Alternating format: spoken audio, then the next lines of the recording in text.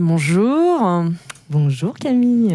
Oui, alors, nouvel épisode, on est sur la saison 3. Yeah. Ça fait assez longtemps que j'ai pas enregistré. J'ai l'impression que je dis ça à chaque fois. C'est vrai. Alors, comment on va commencer ?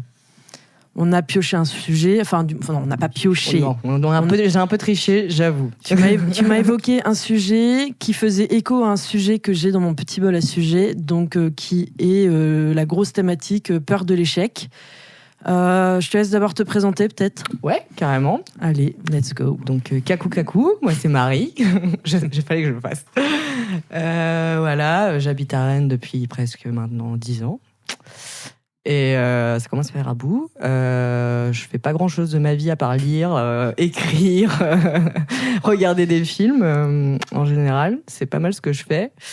Et aujourd'hui, là, du coup, on va parler de la peur de l'échec. Et c'est quelque chose qui me parle assez... mais parce que je pense qu'en partant de la peur de l'échec, on peut partir sur vraiment plusieurs sujets qui touchent plusieurs domaines.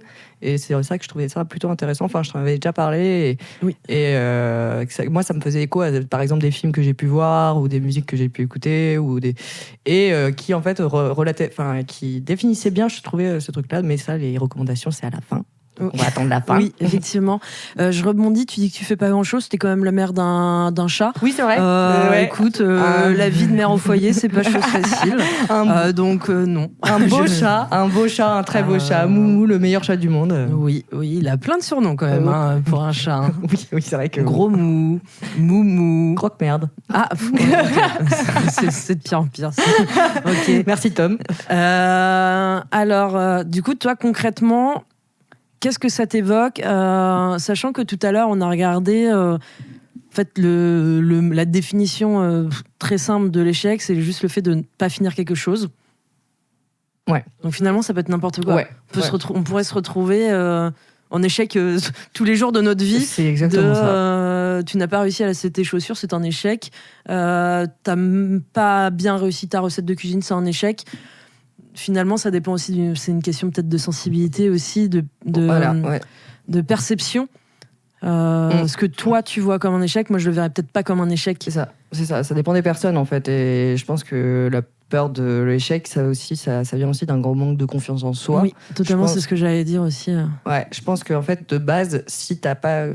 par exemple, on est quand même pas mal entouré à Rennes de gens qui font de la musique ou qui ont des projets artistiques. Par exemple, les potes qui font de la musique...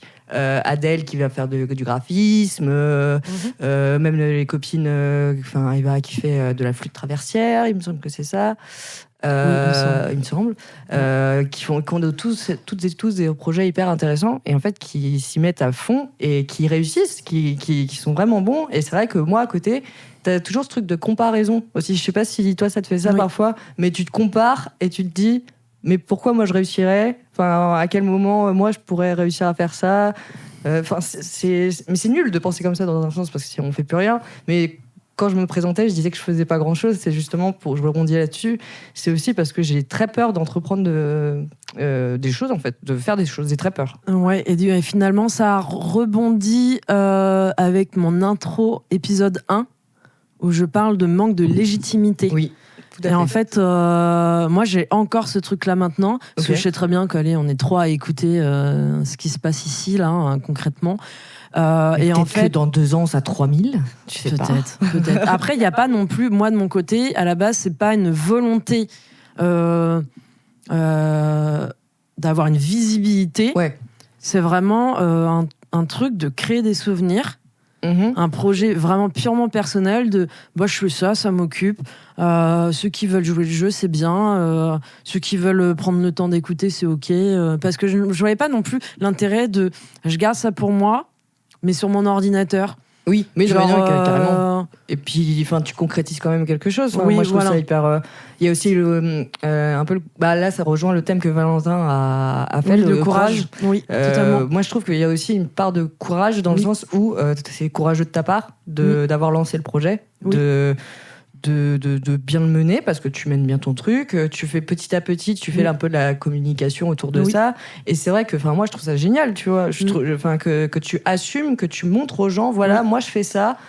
Je trouve ça hyper courageux. Et ça rebondit effectivement sur ce que tu dis, ce truc de autour de nous, on a plein de gens qui font de la musique, donc qui sont habitués à ce qu'on entende ce qu'ils font, que ce soit sur un modèle physique tel un album, un EP, ou carrément en concert, où là vraiment t'as une prestation scénique, tu vois, j'ai l'impression d'être à la Star Academy quand je dis ça, mais en fait t'as ce truc où en fait tous les gens autour de toi ils sont habitués à ça. Et du coup, toi, justement, on t'entend pas en général. C'est ça. On t'entend pas ou on te voit pas, peu importe le moyen qui est utilisé. Et en fait, oui, il y a un petit peu de peur forcément. Du coup, effectivement, je trouve que ça demande quand même un peu de courage de se dire, ok, habituellement, je n'aime absolument pas qu'on me regarde. Et en faisant ça, j'aurais forcément des regards vers moi. Et du coup, il y a ce truc de...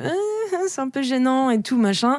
Et en même temps, il y a ce truc de mais du coup, on va m'écouter. Et du coup, on va peut-être juger ce que j'ai fait. Parce que du coup, ça demande d'accepter le jugement des gens, qu'ils soient positifs ou négatifs. Oui, tout à fait.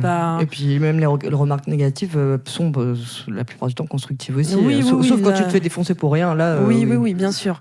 Mais du coup, je comprends ce truc de se sentir observé, d'avoir tout ce contexte social autour de nous, musique ou autre, ou certains pour qui c'est plus d'autres formes d'art, dessin ou autre. Et du coup, je comprends ce truc-là. Moi, encore la semaine dernière, j'étais en train de me dire, de toute façon, c'est fini le podcast, en fait. Ah ouais, carrément. Oui, et je me demande si c'est pas dans la journée où on a parlé de faire l'épisode, tu vois, en mode, la peur de l'échec, vas-y, je suis en plein dedans, moi aussi, t'inquiète. Mais non, on peut pas voir ça comme ça. Non, si, j'étais vraiment dans ce truc-là, parce qu'en fait, ça implique quand même des moyens un peu financiers, que actuellement, je n'ai pas. Donc par exemple cet épisode-là, vous allez peut-être pas l'entendre sur SoundCloud, parce qu'en fait, il faut que je paye mon abonnement, et ça va augmenter encore de 30 balles. Et que là, pour le moment, je peux pas. Donc c'est aussi cher. C'est 100 balles maintenant. Pour mettre en illimité. Parce que non, SoundCloud, il y a une durée limitée pour upload des épisodes. C'est l'équivalent de 3 heures. Et moi, mes épisodes, ils font au moins 1 heure chacun. À chaque fois, ouais. Du coup, là, cet épisode-là, il sera sans doute pour le moment que sur YouTube. Ok. Voilà. Let's go. Mais y a ça. Idéalement, moi, j'aimerais bien avoir un 3e micro pour faire des épisodes avec plus que juste moi et une autre personne, parce que je pense que ça amènerait une autre dynamique. Mais pour le moment, j'ai pas les sous pour payer ce 3e micro. Tu fais comme tu peux. C'est ça. Mais du coup, ça fait que j'étais dans ce truc. Mais de toute façon, ça n'avance pas, parce que il y a aussi y a beaucoup de gens qui ne veulent pas. Ouais. Qui veulent pas participer. Ouais, ok. Parce que c'est il y a des gens, ils aiment pas entendre leur voix, et en même temps, là, toi, t'entends pas ta voix, là. Ah non, je l'entends pas, mais je pense que par contre, quand j'écouterai l'épisode, à mon avis, je vais mais après, détester, ça regarde, c'est chaque personne, ça les regarde de réécouter l'épisode ou pas. Oui. Moi, la personne, elle fait ce qu'elle veut. Moi, je te propose toujours, est-ce que tu veux écouter l'épisode avant que je le mette en ligne? Ok. Tu vois, pour... je sais pas. Pour voir. Faire un petit tremplin, je sais pas. c'est... Ça dépend de chaque personne, mais il y en a, ils ne veulent pas parce qu'ils ont peur, ils sont timides. Il y en a beaucoup qui pensent qu'ils n'ont rien à dire. Oui. Alors que je pense que c'est totalement faux, parce que finalement, c'est juste une conversation entre copains un peu. Donc, c'est juste qu'il y a un micro en plus entre les deux personnes, quoi. Donc, finalement, mais bon, tu vois, on peut pas forcer les gens. Non. Et en même temps, il y a ce truc de si personne ne parle du projet, forcément, je vais même pas trouver d'autres personnes extérieures. Oui. Parce que moi, pour le moment, forcément, je demande à des gens que je connais. Parce que ça se fait comme ça, mais parce que non plus, il n'y a pas une volonté d'être une resta du podcast. Donc, en fait, c'est un peu ambigu, quoi. Genre... Mais voilà, là c'est tout pour ce point-là, pour moi. Je commence déjà à parler beaucoup. Mais c'est très bien, c'est intéressant. Mais voilà, mais c'est juste, ça fait écho avec ce que je pouvais ressentir, ce manque de légitimité, en tout cas pour ce projet-là. Mais après, on pourra parler d'autres points aussi plus personnels. Donc voilà. Pour toi, c'est quoi le premier échec que tu aurais eu dans ta vie? Le souvenir le plus ancien où tu t'es peut-être senti vraiment en difficulté et... alors, t'as pas abouti quelque chose. Et après, j'ai une autre question encore. j'étais plutôt vieille. J'étais adulte. Parce que je vais avoir 29 ans bientôt, mais quand même. Alors en fait, je me souviens pas trop de ma période d'enfance, tout ça. Je m'en souviens vraiment pas, pour le coup. Là, je vais vraiment parler d'un truc qui me pèse un peu, parce que ça me pèse. Je suis pas allée au bout de mes études de psycho, tu vois. Je suis pas allée au bout.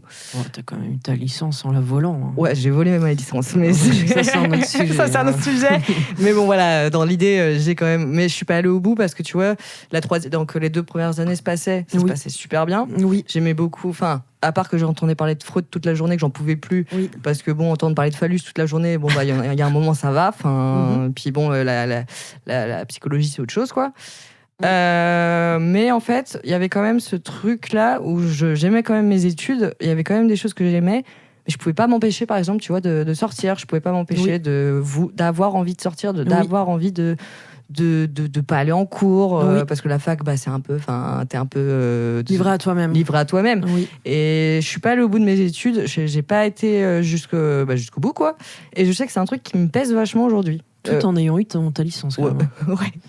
Mais je l'ai volé. C'est dingue, hein. Ouais, bon, c'est une erreur administrative, quoi. Oui, sans doute. Mais t'aurais voulu aller jusqu'au master ? Ouais, dans l'idée, j'aurais bien aimé aller jusqu'au doctorat, tu vois. Oui, ok.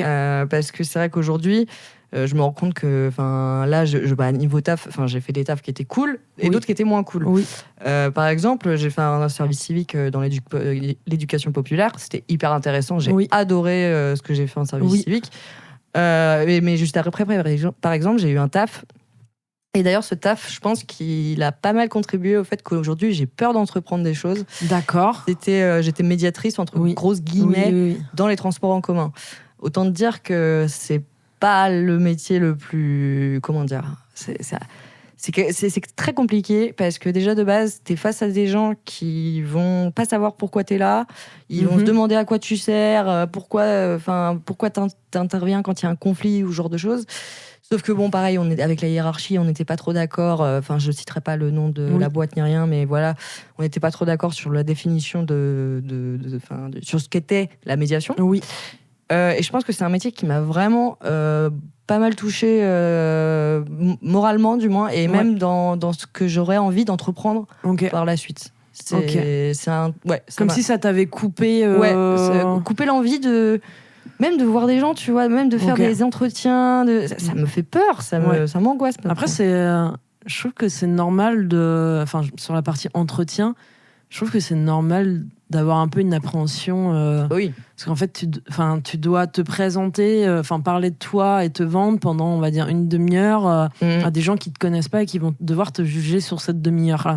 Donc, je pense que c'est normal, tout le monde peut avoir peur de ça. Après, il y a toujours ce truc de préparation avant qui fait que déjà, tu vas être...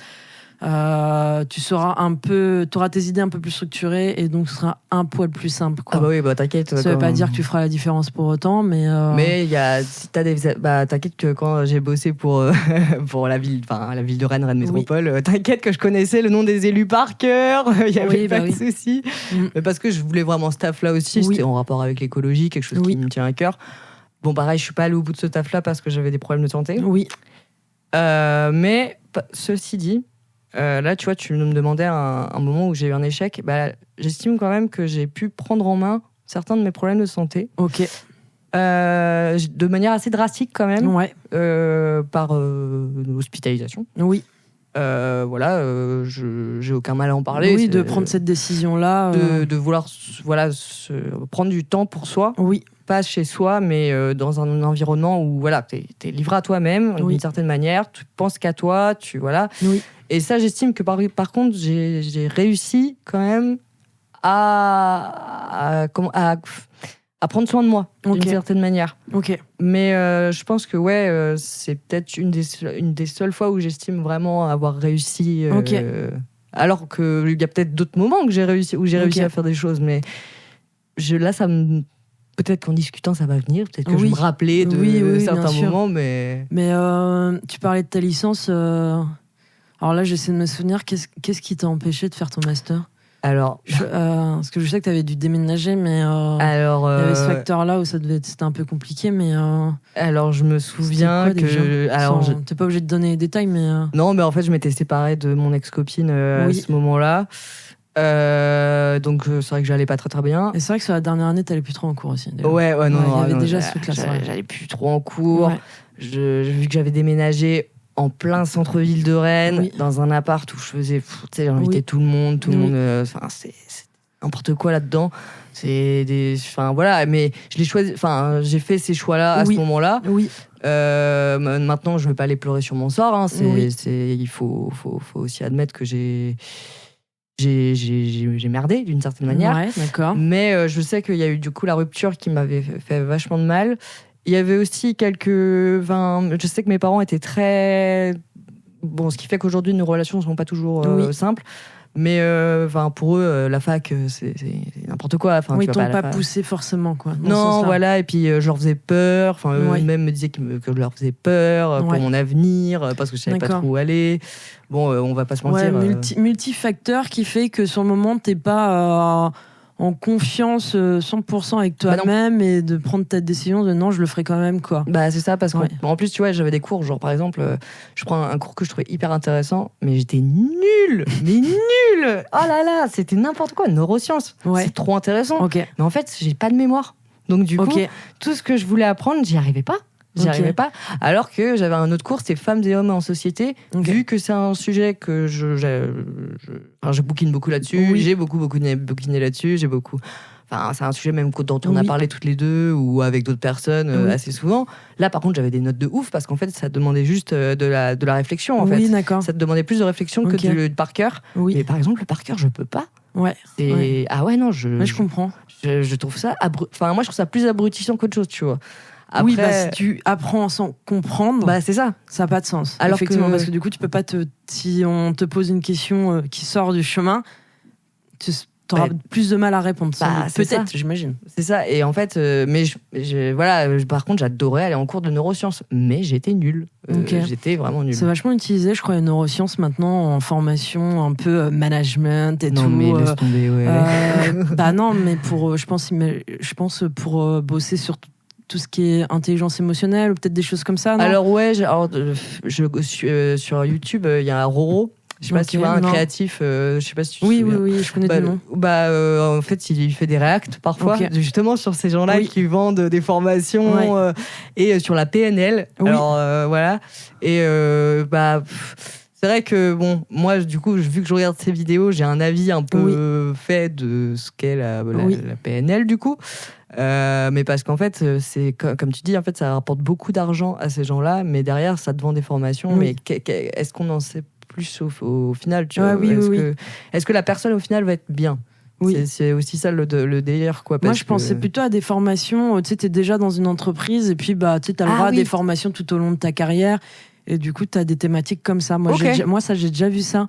Genre, développer ses compétences en neurosciences dans tel domaine, tu vois. Ça existe. Genre, en étant en interne, en fait.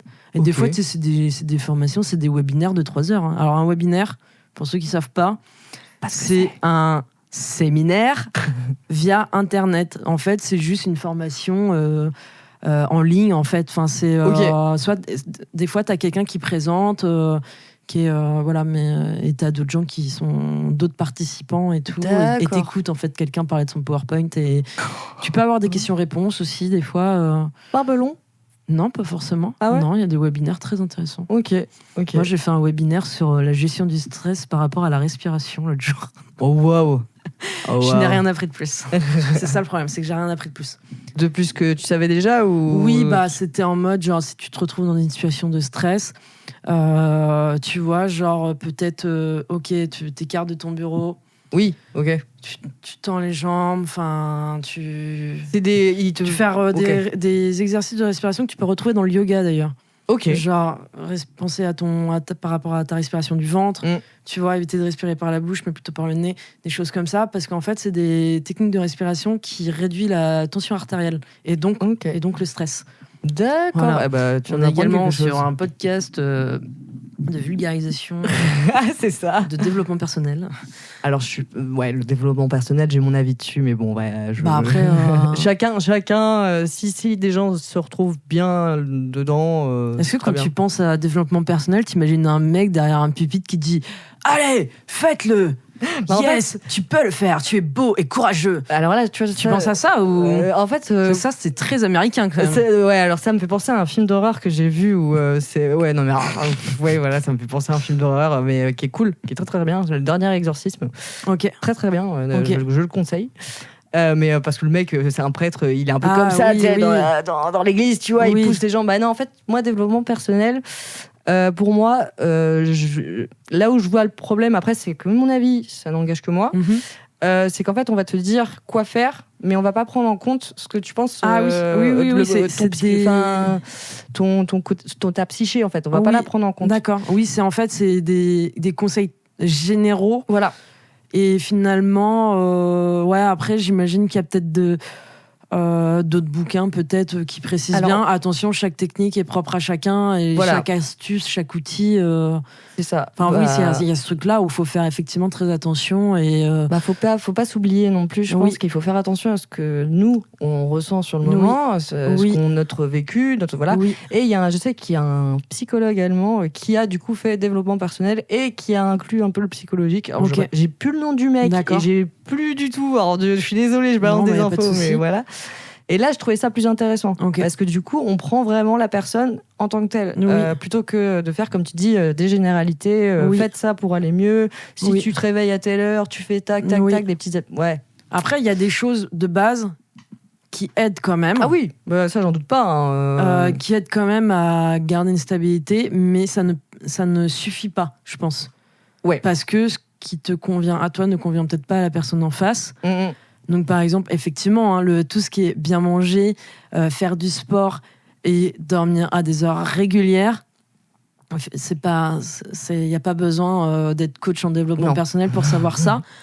Ça, c'est une réalité, par contre, tu vois. Ah oui, c'est une réalité que forcément, ça va mieux stabiliser tes hormones liées à l'humeur et tout ça, c'est une réalité. Et même au niveau de ce que ton corps te renvoie et tout, ça, c'est une réalité. Mais ça ne suffit pas parce que des fois, il y a des gens, ils ont besoin d'un peu plus, en fait. Oui, complètement. Un peu plus. Alors, des fois, il y en a, je vais aller faire du cheval.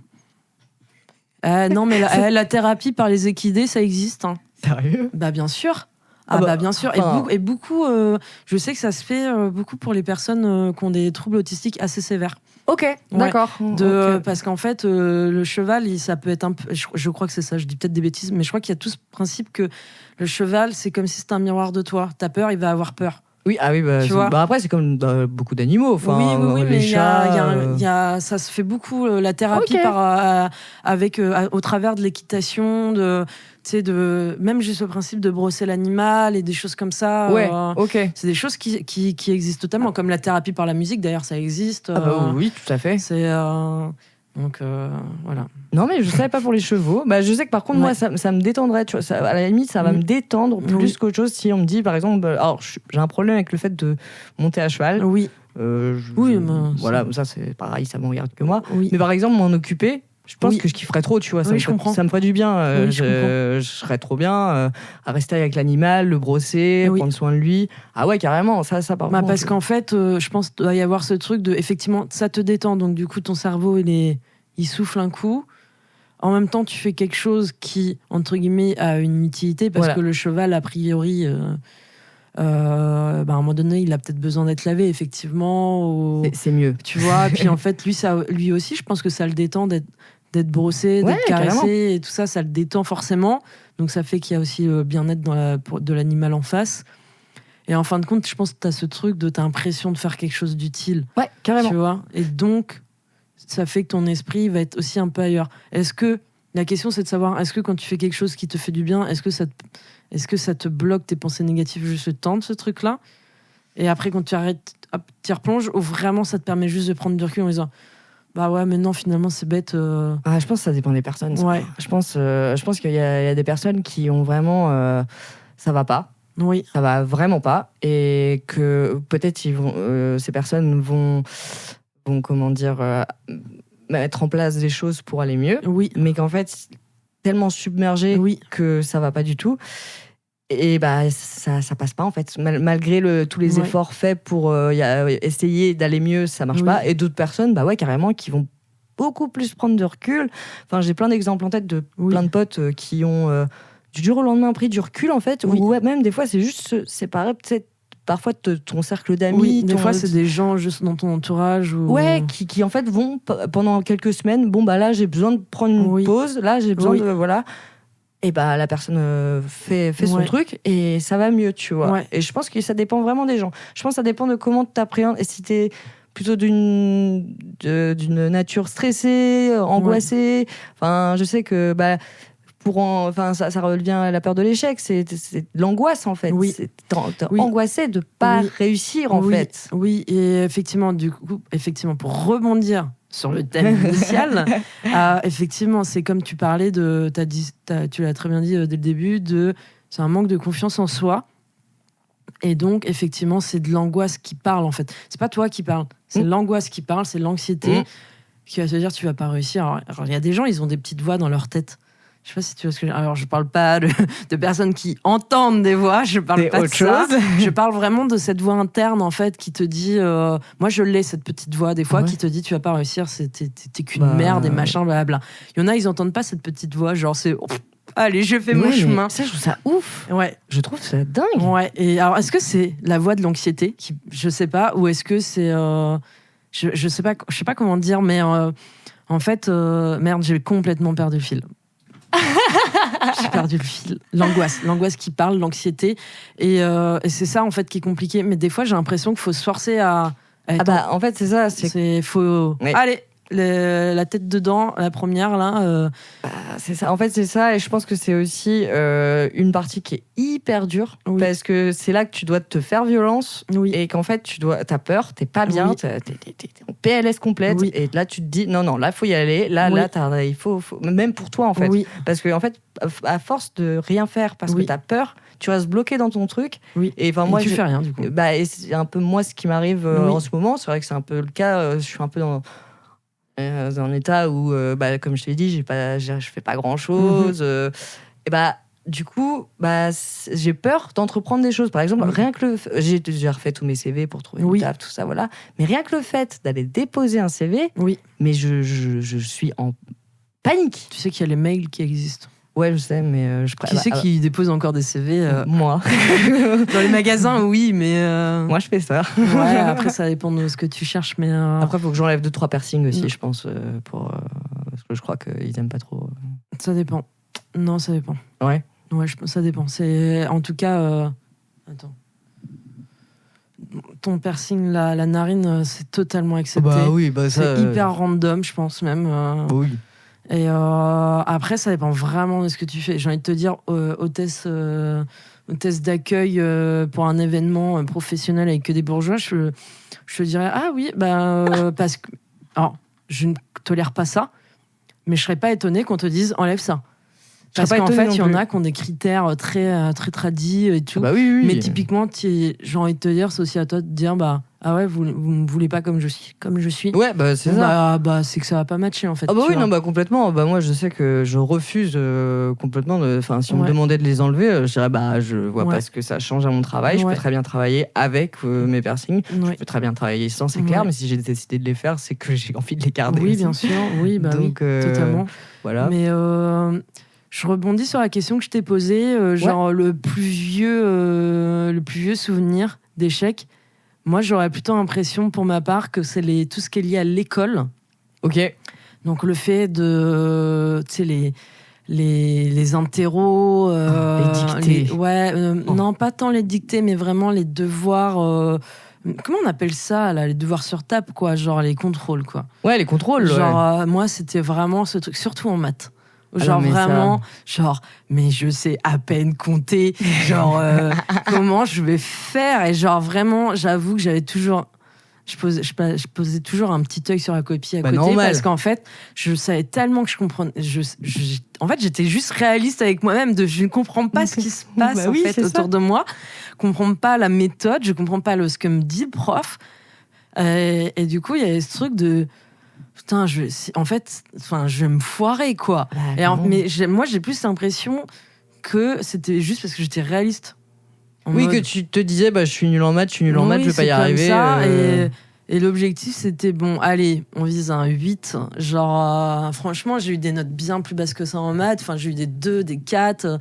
2 et 4, t'as l'impression d'avoir à peine écrit ton prénom sur la copie. C'est abusé, c'est grave abusé. Non, mais je suis un peu pareil, j'ai aucune... Enfin, c'est vrai qu'au niveau logico-mathématique, je suis un peu à la ramasse. Tu vois, je sais toujours pas à quoi sert un rapporteur. Hein, voilà. Attends, oui, ok, c'est bon, j'ai l'objet en tête. Je ne sais toujours pas. C'est pour calculer les angles ? Ouais, sûrement. Ouais, peut-être. Je pense que c'est ça. Je crois que c'est ça. C'est pour calculer les angles. Je sais que j'en ai jamais acheté, tu vois. Parce que, bon, en troisième, on était obligé d'en avoir un. Mais je n'avais pas, moi, parce que je disais, mais je vois pas à quoi ça me sert. Je comprends pas. Laissez-moi tranquille. Très pratique. J'ai jamais été très école. Très pragmatique, hein, comme j'étais pas du tout école, donc c'est vrai que ça m'a. Mais je pense que. Alors, l'autre fois, j'ai lu un article. Et je pense que ça peut rebondir sur ce truc de peur de l'échec et en lien avec la scolarité et tout. En fait, il y a une étude qui a été faite sur des enfants. Okay. Je crois que c'est enfants plutôt primaires, de mémoire. Et en fait, c'est une étude américaine qui... en fait, ils ont pris un échantillon d'enfants. Alors, c'est pas non plus un échantillon de 15 millions d'enfants. Non, mais ils ont d'accord. Mais une petite étude, en fait, dans le lot, tu as eu des enfants, on leur a toujours dit qu'ils étaient hyper forts, hyper beaux, qu'ils y arriveraient toujours et tout, blabla. Et d'autres où, genre, juste, normal. Enfin, genre, on les a pas plus mis en valeur que ça. Genre, quelque chose d'assez standard. Et en fin de compte, ils les mettaient sur une épreuve. Et en fait, en gros, l'idée de l'étude, c'était pour voir c'était quoi la typologie des personnes qui pouvaient tricher, en gros. Et en fait, c'est les enfants qu'on pousse beaucoup, qu'on valorise énormément, qui vont avoir tendance à plus tricher que l'autre échantillon d'enfants. Parce qu'en fait, il y a cette angoisse de ne pas réussir parce qu'on leur a tellement dit qu'ils avaient toutes les capacités pour le faire qu'en fin de compte, au moment venu, ils avaient peur. Et donc, pour se rassurer, ils cherchaient à tricher. Parce que, alors c'est quoi ? Est-ce que c'est peur de la réaction de tes parents, de décevoir, du coup ? Il y a la peur de décevoir. Justement, j'y pensais avant. Quand on avait dit qu'on ferait le podcast, effectivement, moi, c'est direct un truc qui m'est venu, c'est la déception. Comment je pourrais décevoir mon entourage ? Je sais qu'en ce qui concerne mes parents, je n'ai plus trop de... de toute façon, ils m'imaginent, enfin, bon, bref. Dans ma cabane, dans les bois, voilà, c'est ça, quoi. Mais en ce qui concerne plus mes potes, tu vois, toute ma bande de potes et tous les gens que j'ai pu rencontrer, que j'estime énormément, tellement peur de les décevoir parce que je sais que tout le monde sait que j'écris beaucoup, mais personne n'a jamais lu ce que j'ai écrit. Ouais, mais et je sais que j'ai très peur de montrer. J'ai très peur. Un jour, il va falloir que je me lance parce que c'est vraiment ça que j'ai envie de faire. Mais j'ai très peur et j'ai peur en fait d'avoir. Je m'en fous que les gens aiment ou aiment pas, tu vois, parce que ça, c'est les goûts, les couleurs, voilà. Mais en fait, c'est le simple fait qu'on me dise, c'est pas ouf, et que les gens soient déçus. Tu vois ce que je veux dire ? Je pense que les gens, ils te le diraient même pas. Oui, non, je pense que les gens... Je pense que les gens penseraient pas à le dire. Parce que... ou alors, ce serait juste... Après, ça dépend. Il y a des gens qui sont pas trop sensibles à l'écriture. Oui, alors il y a ça aussi. Genre, je pense que on va dire le compliment le plus bas que tu pourrais avoir, c'est oui, c'est bien.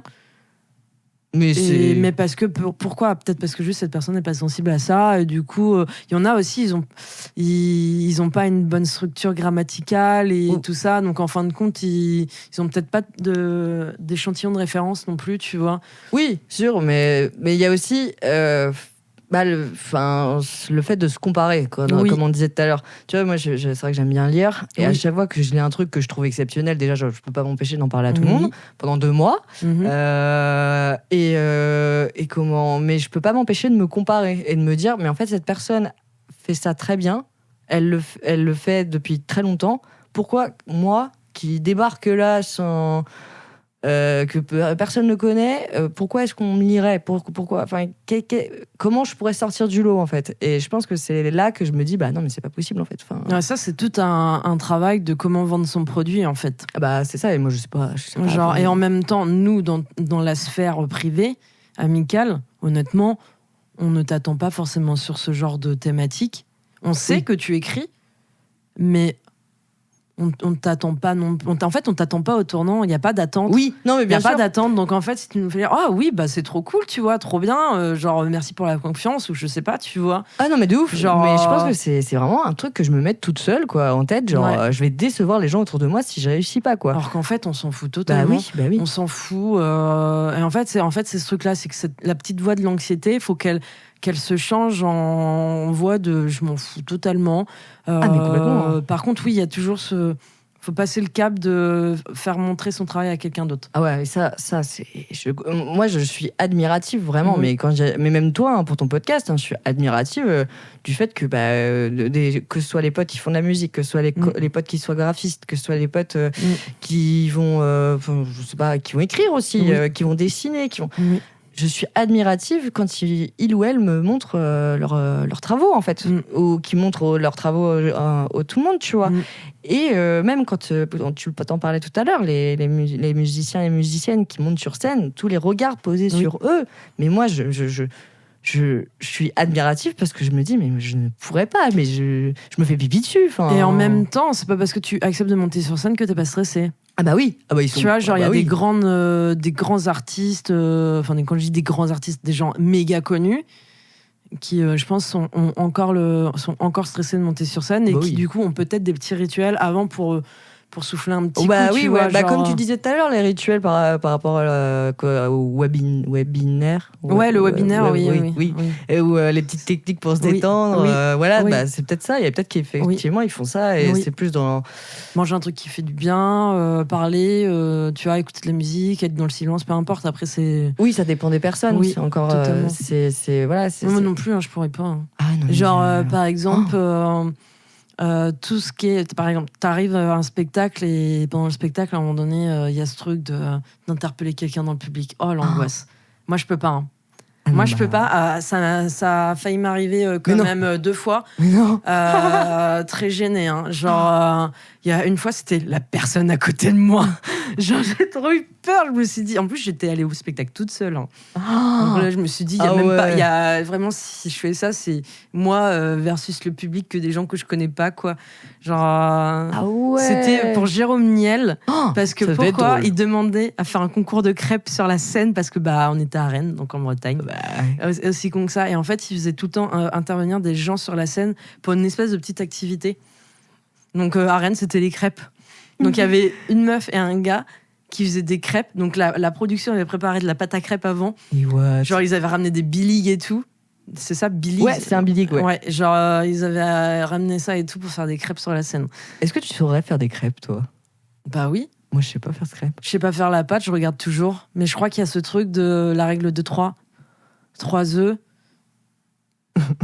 Sincèrement. 300 grammes de farine et je crois 30 centilitres de lait. Je crois que t'as ce genre de recette. On m'aurait demandé de faire des crêpes sur scène, mais mais après, c'est juste ce mouvement. C'est genre prendre ils prennent juste le. Oui, ils avaient même pas de louche. Non, ils avaient même pas de louche pour mettre la pâte sur le billig. C'est que du coup, ils ont pris le saladier. Donc en fait, t'en mets trop. Enfin, c'est genre une catastrophe. Il y avait de la pâte qui coulait sur le billig. Genre, c'est assez drôle. C'est Jérôme Niel, mais il est trop drôle. Et la deuxième fois. C'était en janvier de cette année, j'étais voir un spectacle avec mon copain et en gros, vraiment, mais dans les 10 minutes du spectacle, donc c'était Rosa Bernstein, je sais pas si tu connais. De nom. Et donc elle a un podcast et elle fait aussi un spectacle. Donc là, elle rodait son spectacle en fait dans plusieurs villes.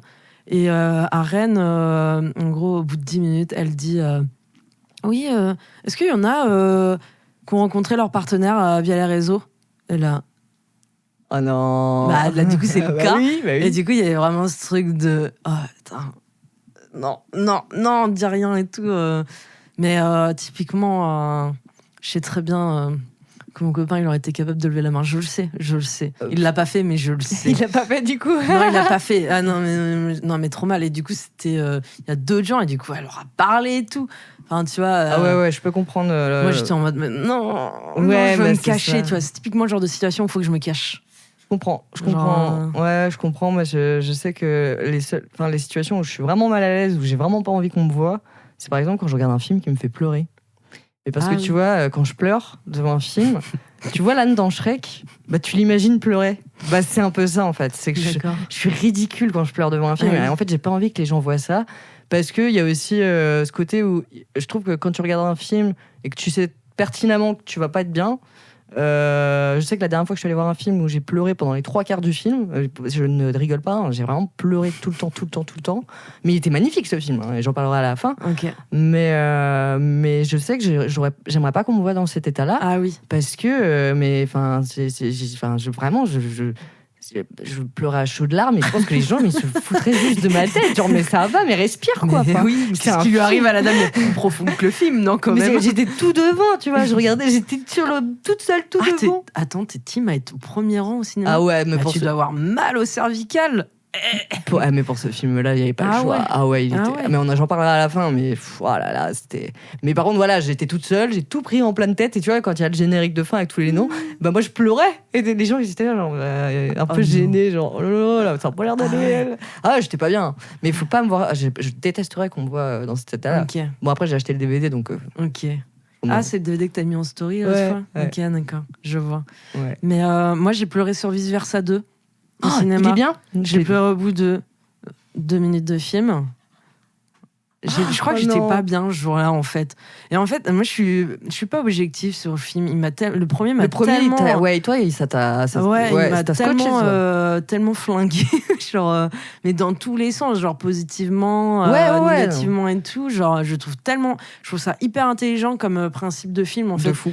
Genre et en fait le 2 vraiment j'étais en mode genre et du coup elle me remet à pleurer alors qu'il s'est rien passé quoi. Genre vraiment je jouais juste ces petits personnages.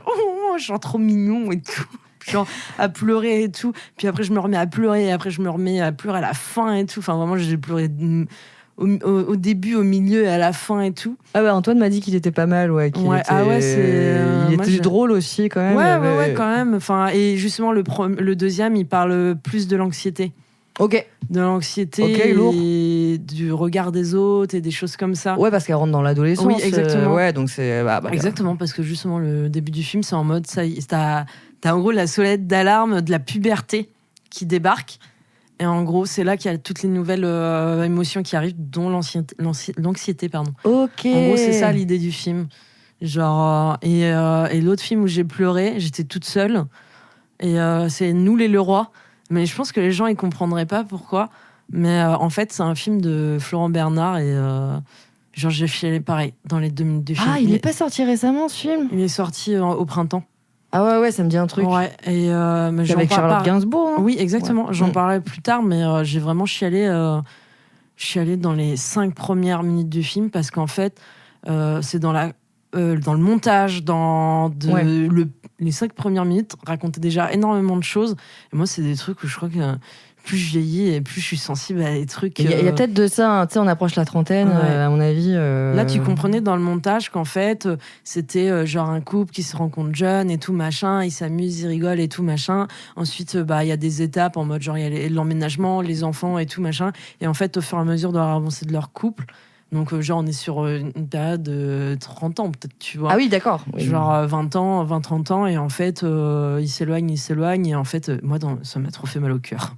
Oh non. Vraiment, j'étais trop mal. Genre, alors. Ah ouais, mais genre, je crois que les trucs comme ça, ça me fout le cafard, quoi. C'est oh non, c'était pourtant si bien. Oh, ça se finit. Genre, c'est trop triste. Ouais, je pense que c'est un sujet qui est quand même hyper. C'est ce que tu dis là, c'est hyper intéressant dans le sens où effectivement, je pense qu'avec l'âge, en fait, il y a vraiment un truc où, en fait, dès l'instant où quelque chose qui était tellement bien se termine, mais ça va être la fin du monde, quoi. Enfin, je sais que là, j'ai entrepris une relation amoureuse. Oui. Ça fait un peu plus d'1 an. J'ai très peur que ça se termine. Oui. Parce que, bon, c'est un couple, hein, donc ça, c'est haut, ça, c'est bas, c'est voilà. Mais je sais que j'ai cette peur-là que ça se termine et de me dire, mais c'était trop bien et là, il n'y a plus rien, quoi. Il y a plus rien, il restera rien, quoi, de tout ça, tu vois. Et c'est en fait le fait, de presque oublier. Je sais pas comment expliquer. Enfin, tu peux pas oublier, mais... Moi, je pense que c'est ton cerveau qui doit se réhabituer à de nouvelles habitudes. Ouais, oui, je pense que. Je pense que c'est ça. Donc, l'habitude de ne plus voir la personne, on va dire, de façon fréquente, l'habitude de ne plus recevoir de messages. Ouais. C'est ce genre. Je pense que c'est ça qui fait mal plus que la rupture en elle-même. Oui, en fait. oui, c'est toutes les petites habitudes. J'ai eu la conversation avec une copine cette année, dans son cas où, pareil, ça faisait quelques années qu'elle était avec la personne avec qui elle était, et en gros. Et moi, par rapport à mon ancienne relation, bon, tout le monde sait, de toute façon, j'en ai déjà parlé là-dedans. Mais oui. Et en fait, il y a ce truc de. T'as cette peur, et en fait, dans certains contextes, non, c'était tellement la solution. En fait, non, ça fait moins mal que prévu. Ok. Genre, ça va piquer dur, genre la première semaine, genre les 2 premières semaines. Et en fait, après, tu dis, mais non, mais en fait, c'était tellement la solution, et je me sens mieux, et je pense que la personne en face, elle est mieux aussi. Et oui, quand si tu vois qu'au bout d'un moment dans la relation, de toute façon, ça n'avance plus. Oui. Ça, même si rentrer dans une habitude n'est pas, c'est pas grave. Non. De rentrer dans une routine. Dans une routine, c'est pas grave, il y a rien de grave à ça. Mais si par contre les 2 personnes sont malheureuses, effectivement, là, il faut faire quelque chose. Mais moi, je sais que là, tu vois, si demain ça devait s'arrêter, moi, c'est pas 3 semaines, hein, c'est 3 mois. Hein. Oui, mais moi aussi, c'est ce que je me disais avant. Oui, c'est vrai. C'est ce que je me disais. Donc, c'est vrai. Et en fait, c'est parce qu'on est pris sur le moment, c'est pas notre vraie personnalité qui parle, c'est c'est une fois de plus, c'est genre tout ce qui est anxiété et angoisse qui parle. Ouais. Parce qu'en réalité, si tu peux te remettre d'une relation. Oui, tu peux. Oui, complètement. Tu peux te remettre d'une relation et d'un événement traumatique, peu importe ce qu'il est. Après, c'est qu'est-ce que t'en fais, toi, de tout ça, quoi. De tout ça. Genre, est-ce que tu acceptes de rester au fond du gouffre, ou tu dis non, on va se battre? Oui, mais. Tu vois ce que je veux dire? Ouais. Genre, c'est plein de choses comme ça. Genre, après, forcément, au début, c'est la merde. Hein, genre, mais oui. Faut juste pas laisser traîner ce truc-là. Non, c'est clair. Et puis, comme tu dis, se battre, c'est justement, encore une fois, je dirais pas qu'une rupture, ça a une impression d'échec. Oui. Parce que c'est pas un échec. Non. Je veux dire, on peut vivre plusieurs relations dans une vie. Oui, totalement. Et être très heureux ou heureuse comme ça. Et c'est très bien. Et voilà. Mais moi, j'aurais peur de le ressentir comme un échec. Et c'est ça qui, je pense, me met mal. C'est que pour moi, c'est pas du tout un échec, notre relation jusqu'ici. Ça ne sera pas. Mais j'ai quand même peur, et c'est cette angoisse-là, c'est vraiment. T'as dit quoi, juste avant? T'as dit ça ne durera pas? Non, ça ne le sera pas. J'ai eu peur. Hein. Je me suis dit, ok, on fait des confessions. Là, ouais, non, quand même. Non. J'ai eu trop peur. Non, tout va bien avec mon copain, il n'y a pas de souci. J'ai eu peur de la façon dont tu l'as sorti. Je me suis dit, c'est un peu brut quand même. non, tout va bien avec lui. Voilà. Mais c'est vrai que entrer dans une relation, pour moi, par exemple, ça a été aussi compliqué parce que ça faisait longtemps que j'avais pas été en relation. Oui, c'est vrai. Ça faisait bien 5-6 ans. Ouais, ok. Comme ça. Et du jour au lendemain, pas du jour au lendemain, parce qu'on a discuté un peu avant quand même. Voilà, j'ai un copain, et il a des enfants, donc il y a plein de paramètres à prendre en compte. Et par exemple, quand j'ai rencontré ces filles, j'avais peur, tu vois. Oui, c'est normal. J'étais trop flippée, j'étais oh là là, vas-y. Ça faisait 6 mois qu'on était ensemble, on s'est dit bon, je peux rencontrer, tu vois. J'avais peur, hein. C'est normal. Je pense que c'est normal. Parce qu'en plus, il y a toujours ce truc de la belle-mère, elle est mauvaise. Hein, belle-mère? Je suis pas belle-mère. Un petit peu quand même. Un tout petit peu. Bon, je te charrie, mais... Après, je rebondis sur toi, en l'occurrence, ce truc de peur de l'engagement, un peu. Parce que ça fait longtemps et tout. Mais faut se mettre en tête que, par exemple, une relation n'est pas forcément un accomplissement dans une vie. Il y a des personnes qui sont très bien toutes seules, qui décident de vivre seules, qui préfèrent peut-être avoir juste des histoires sans prise de tête, sans lendemain et tout ça. Et du coup, là où je voulais en venir, c'est que, comme je disais au début, l'échec de l'un n'est pas l'échec de l'autre. Et donc, par exemple, il y a des personnes pour qui avoir des enfants, c'est un accomplissement dans une vie, et il leur faut ça parce qu'en fait, finalement, ils n'auraient pas coché cette case-là dans leur vie, et donc ils verraient ça comme un échec. Et d'autres en mode, oui, bah, s'il y en a, c'est ok. S'il y en a pas, bon, c'est pas grave. Parce qu'il y a d'autres choses aussi dans la vie. Il n'y a pas que ça. À l'inverse, bah, tu parlais aussi de ton diplôme. Il y en a pour qui, oui, bon, c'est pas grave. Il y en a, c'est effectivement, il y en a, c'est plutôt l'amour. D'autres, non. Il y en a, c'est plutôt le fait d'avoir des amis. D'autres, non. C'est tellement aléatoire. Ah bah oui. Moi, je pense plutôt, pour essayer de remettre un peu d'optimisme dans cette conversation. Moi, je trouve ça dur, un échec, parce que, en fait, en fait, au moins, on essaye, en fait. Oui. Et tu vois, genre, tu peux. Est-ce que le fait d'avoir essayé, c'est déjà une forme d'accomplissement, en fait, en disant, ok, bah, j'ai testé, parce qu'en fait, tu peux tester des choses et te rendre compte que tu n'aimes pas ça ou que tu ne veux pas ça dans ta vie, en fait. Donc finalement, est-ce que, ok, t'as essayé un truc, t'as pas été au bout, comme par rapport à la définition de l'échec, de ne pas avoir fini quelque chose, mais ça t'a quand même, tu retires quand même des choses, en fait, personnellement, de j'aime pas ça, j'aime bien, ou je le ferais peut-être autrement, ou avec d'autres gens, ou peu importe, tu vois, genre, donc finalement, après, c'est toujours ce spectre d'anxiété, où est l'anxiété dans cette histoire? Ouais. À quelle distance?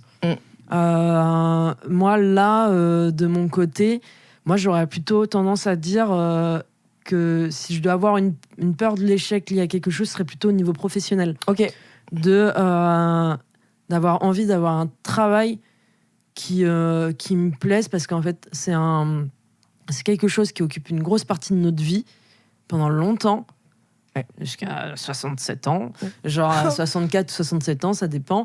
Mais j'ai besoin d'avoir une bonne ambiance déjà où je suis. Et en plus de missions où genre, ouais, c'est cool et tout, machin, j'ai l'impression de faire quelque chose d'utile. Là, concrètement, j'ai choisi ce que je fais. C'est pas le souci, mais je pense que je peux avoir un meilleur contexte de travail, par exemple. Ouais. Et du coup, c'est ça aussi, la semaine dernière, où j'étais un peu en remise en question de... parce que moi, dans ma tête, j'ai l'impression d'avoir encore 15 ans et que j'ai envie de tout faire et rien faire en même temps, quoi. C'est bien. Pendant mes travaux, j'étais en mode, ouais, je devais devenir peintre en bâtiment. Mais tu sais que mais on m'a dit, Camille, fais pas ça, parce que c'est hyper dur comme métier et t'es payé une misère. Alors, j'ai pensé à faire une formation de peintre en bâtiment. Voilà. Genre, moi, j'ai l'impression que ça a l'air d'être cool, mais en fait, c'est pas forcément très physique, apparemment. Ouais, Antoine m'a dit que c'était hyper physique. C'est pas forcément le plus simple, mais en fait, moi, c'est juste des lubies, tu vois. Je sais très bien que oui. Genre, j'ai pas envie de tout plaquer pour aller vendre des confitures sur le marché, tu vois. Enfin, c'est pas. Moi, mais libre à chacun. Oui, genre, voilà, c'est ça. C'est à la limite, je préfère avoir mon petit boulot, mais essayer de faire plein de trucs à côté, un peu des activités extrascolaires, tu vois. Ouais, non, mais genre, faut pas oublier, de trouver des trucs comme ça qui me stimulent, tu vois. Carrément.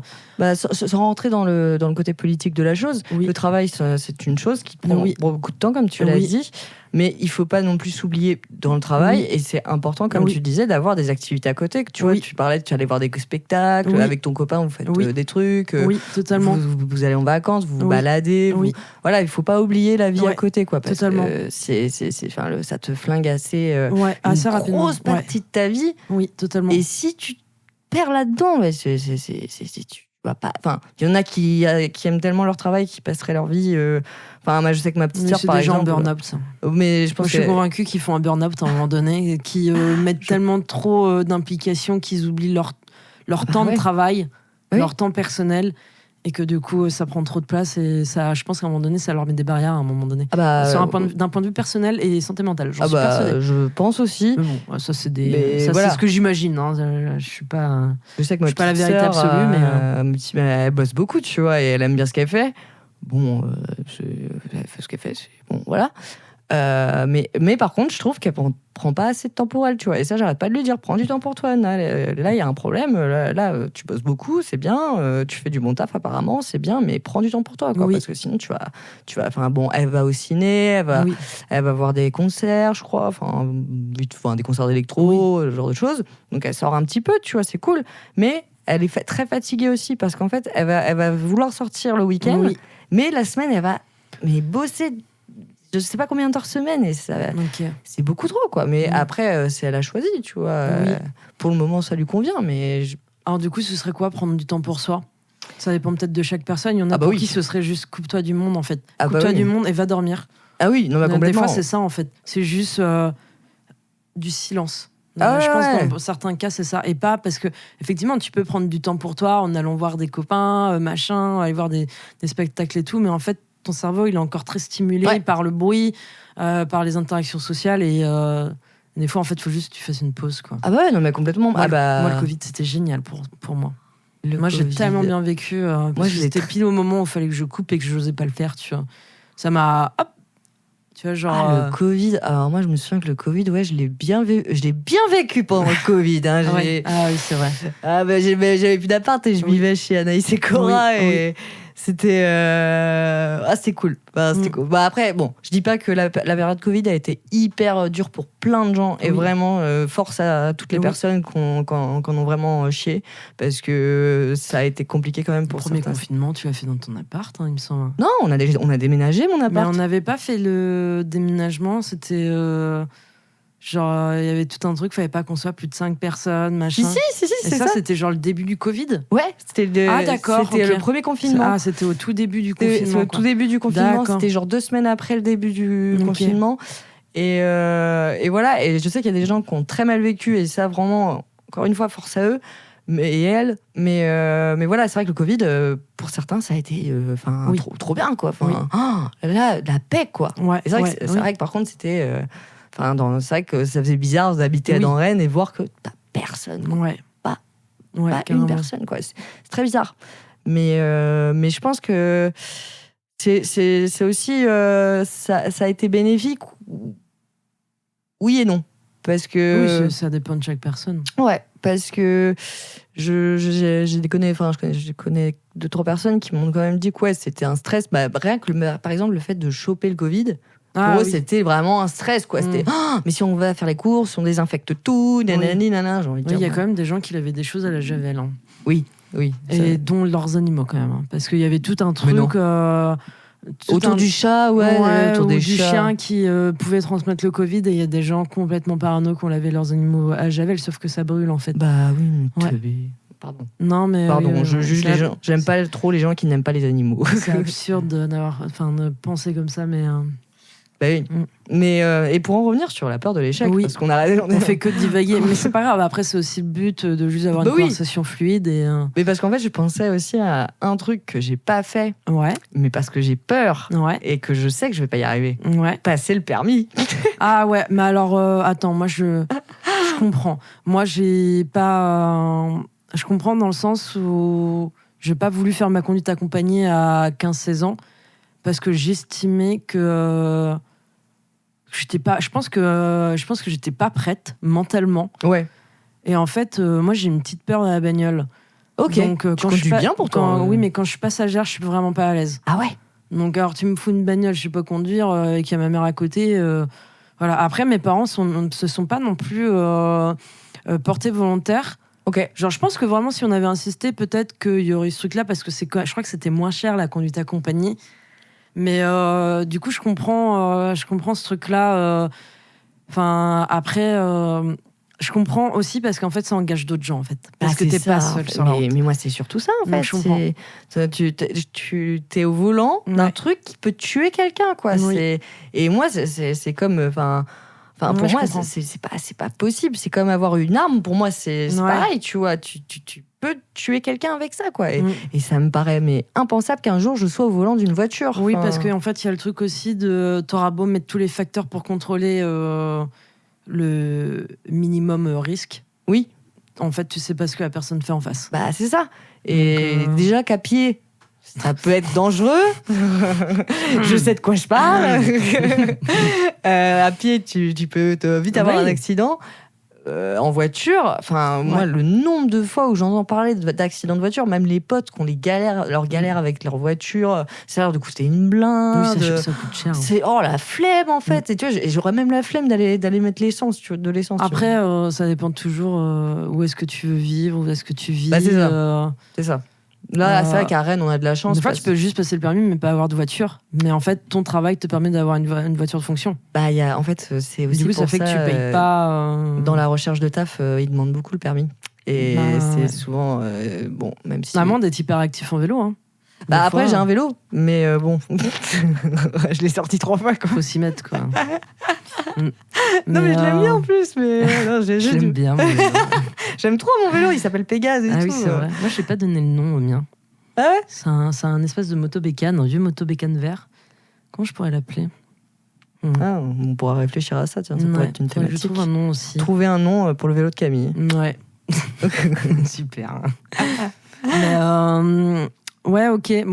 T'as d'autres trucs comme ça qui te viennent en tête, de trucs que tu n'as pas fait dans ta vie et que tu penses que tu feras pas parce que t'aurais peur de le faire. Allez, vas-y. Là, faut que ça sorte. Moi, je te dis des exemples aussi après pour moi. Vas-y. Alors, de quand j'étais gamine, je voulais faire de la musique. Ok. Je voulais trop faire de la batterie. Okay. Et mes parents voulaient pas. Mais voilà, mais on met des barrières aussi. Non, mais franchement.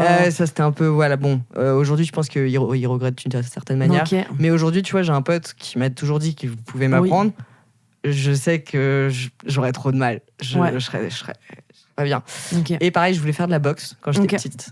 Et ça, c'est pas trop tard, vraiment, pour la boxe. C'est pas trop tard, mais je sais que aller dans un club de boxe, faire la démarche d'aller dans le club, oh là là, j'ai peur. Ouais, je comprends. J'ai eu ce truc-là avec le sport, donc je comprends. Bah, pareil, je vais à la salle. Oui. Et à la salle, ce qui est cool, c'est que tu peux avoir tes écouteurs et limite, t'es dans ton truc. Oui, tu vois. Dans ta bulle, totalement. Tandis que pour de la boxe, là, t'es forcément en contact avec des gens. Quoi. Oui, totalement. Faut parler, mais je suis en panique. Après, t'as tout ce qui est séance d'essai qui existe. Et ça peut être comme ça. Moi, par exemple, je vais commencer le badminton. J'ai fait deux séances d'essai. Oula, 2 séances d'essai juste avant.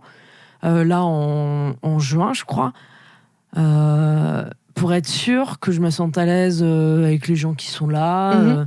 Et du coup, voilà. Let's go, trop bien. Je pense que je me serais pas inscrite directement sans avoir fait de séance d'essai.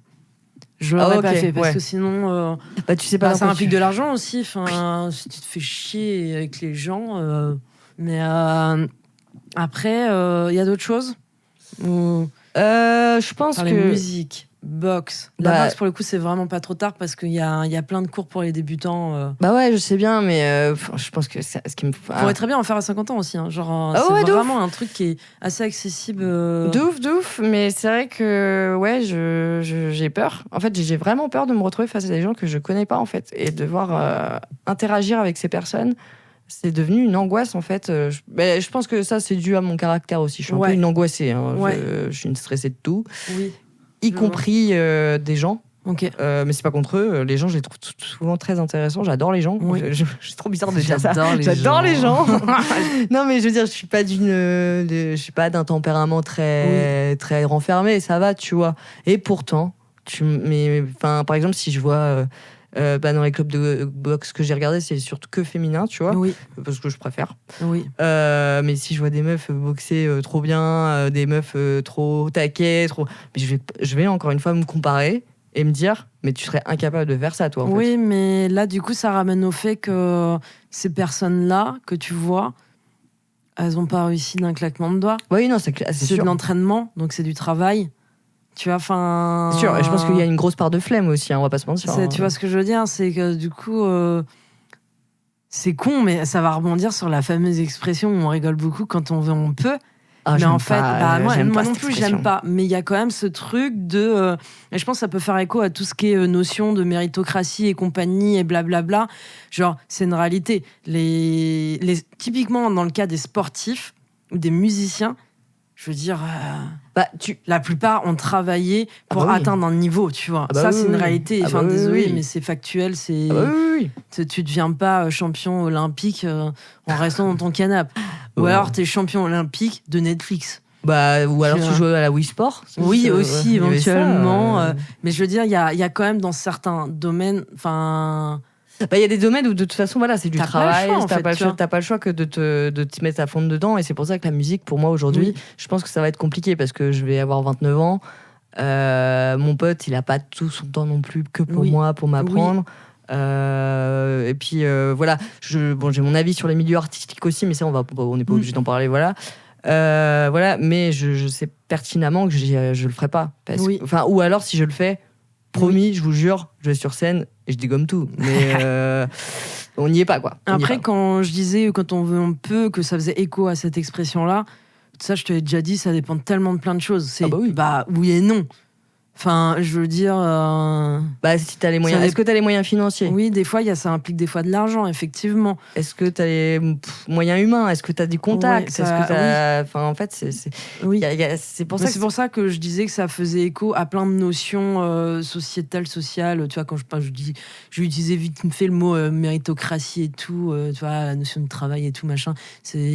Faut de la nuance en fait. C'est pas juste ça. C'est pas ça la vérité. C'est juste ouais, ok. Dans certains cas, oui, mais des facteurs comme tu dis, humains, financiers. Puis effectivement, il y a aussi vraiment ce facteur flemme aussi. Ah ouais, non mais ça. Il y a des gens, ils ont la flemme. Ah bah ouais. Ils ont pas envie. Mais pourquoi ils ont pas envie ? Peut-être parce que des fois ils ont du mal juste à démarrer aussi une activité. Ouais. Moi, sur tout ce qui est manuel, j'ai du mal à démarrer mes activités manuelles. J'y arrive pas, je le fais pas du coup. Mais c'est pas grave, je m'en fiche. J'ai l'impression que tu bricoles pas mal quand même, non ? Non, mais je veux dire, tu me dis, tiens, on se met au tricot. Ah ouais, ça c'est pas... Pourtant, je trouve ça trop cool. Je trouve ça trop cool que les gens ils fassent ça. Genre, moi, j'arrive pas à trouver cette déterre de me lancer dans le truc.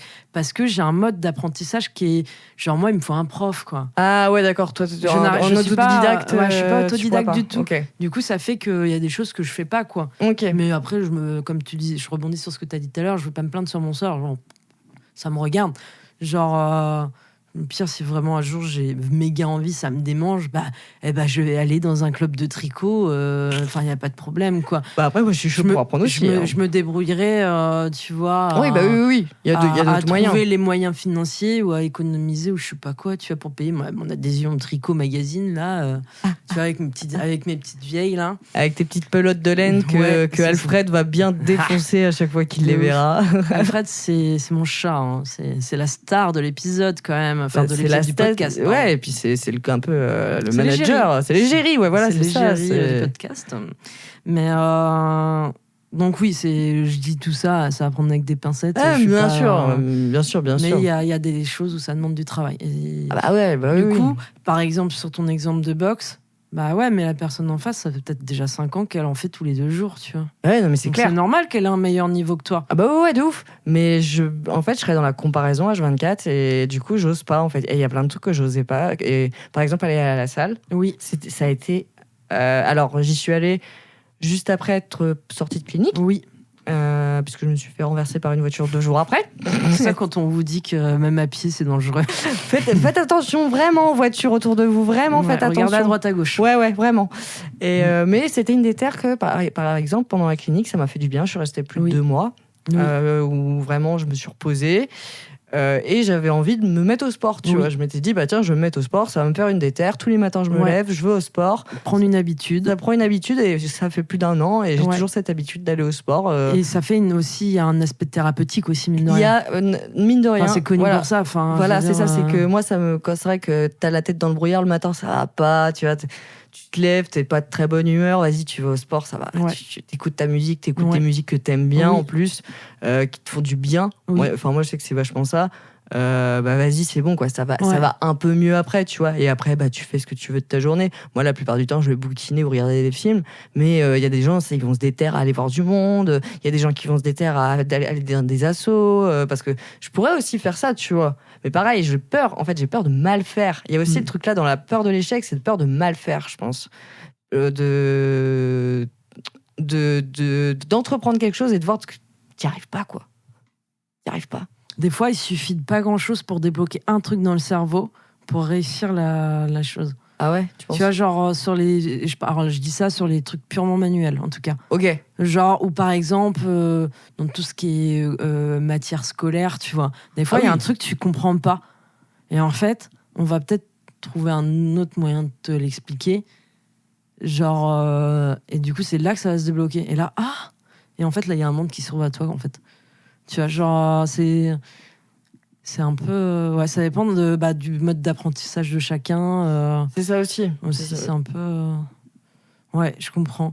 Il y a d'autres choses qui te viennent en tête? Bon, il y a sûrement plein d'autres exemples, hein, mais... Moi, tu sais ce que je vois dans tout ça? En fait, il faut parler. C'est en fait, t'as peur de faire de la boxe parce que les gens et tout, dis au gars ou à la nana du club de boxe, dire par contre, ça me fait peur. Ah ouais, ça me fait peur que ce soit parce que faire de la boxe, c'est du coup aussi accepter de prendre des coups. Ah oui. Et accepter d'en donner. Oui, donc moi déjà, c'est plus t'as ça. cette partie-là. Moi c'est plus ça. Genre, ok, j'ai peur de ça. J'ai peur de parler avec les gens parce que je suis pas trop à l'aise ou je suis plus trop à l'aise, peu importe la personne. Et du coup, expliquer vraiment ce truc-là parce que déjà, au moins, tu te décharges de ton angoisse. Moi, je trouve que ça, c'est vachement important de le faire. Ah, c'est pas bête, ouais. Genre, c'est vrai que j'avais pas vu, moi, je sais que j'essaie de faire ça un maximum. De dire... Attends, j'avais un exemple... Non, mais ça m'est arrivé il y a pas si longtemps de dire je fais ça. Ah oui, c'est intime. Je peux parler de ça. D'accord. Bon, bref, pour un rendez-vous, on va dire pas de médical, mais de type en lien avec l'intime, j'ai prévenu la personne. Je fais par contre, ça me gêne. Oui. Ah, j'ai dit ça avec un naturel, donc on a l'impression que non, ça me gêne pas. Je fais mais non, mais en fait, il y a tout qui me gêne, c'est le fait. Oui. Que toi, personne inconnue au bataillon, sache beaucoup plus de choses tu vois, sur moi que d'autres gens. Je vois. Tu vois, genre... Ouais.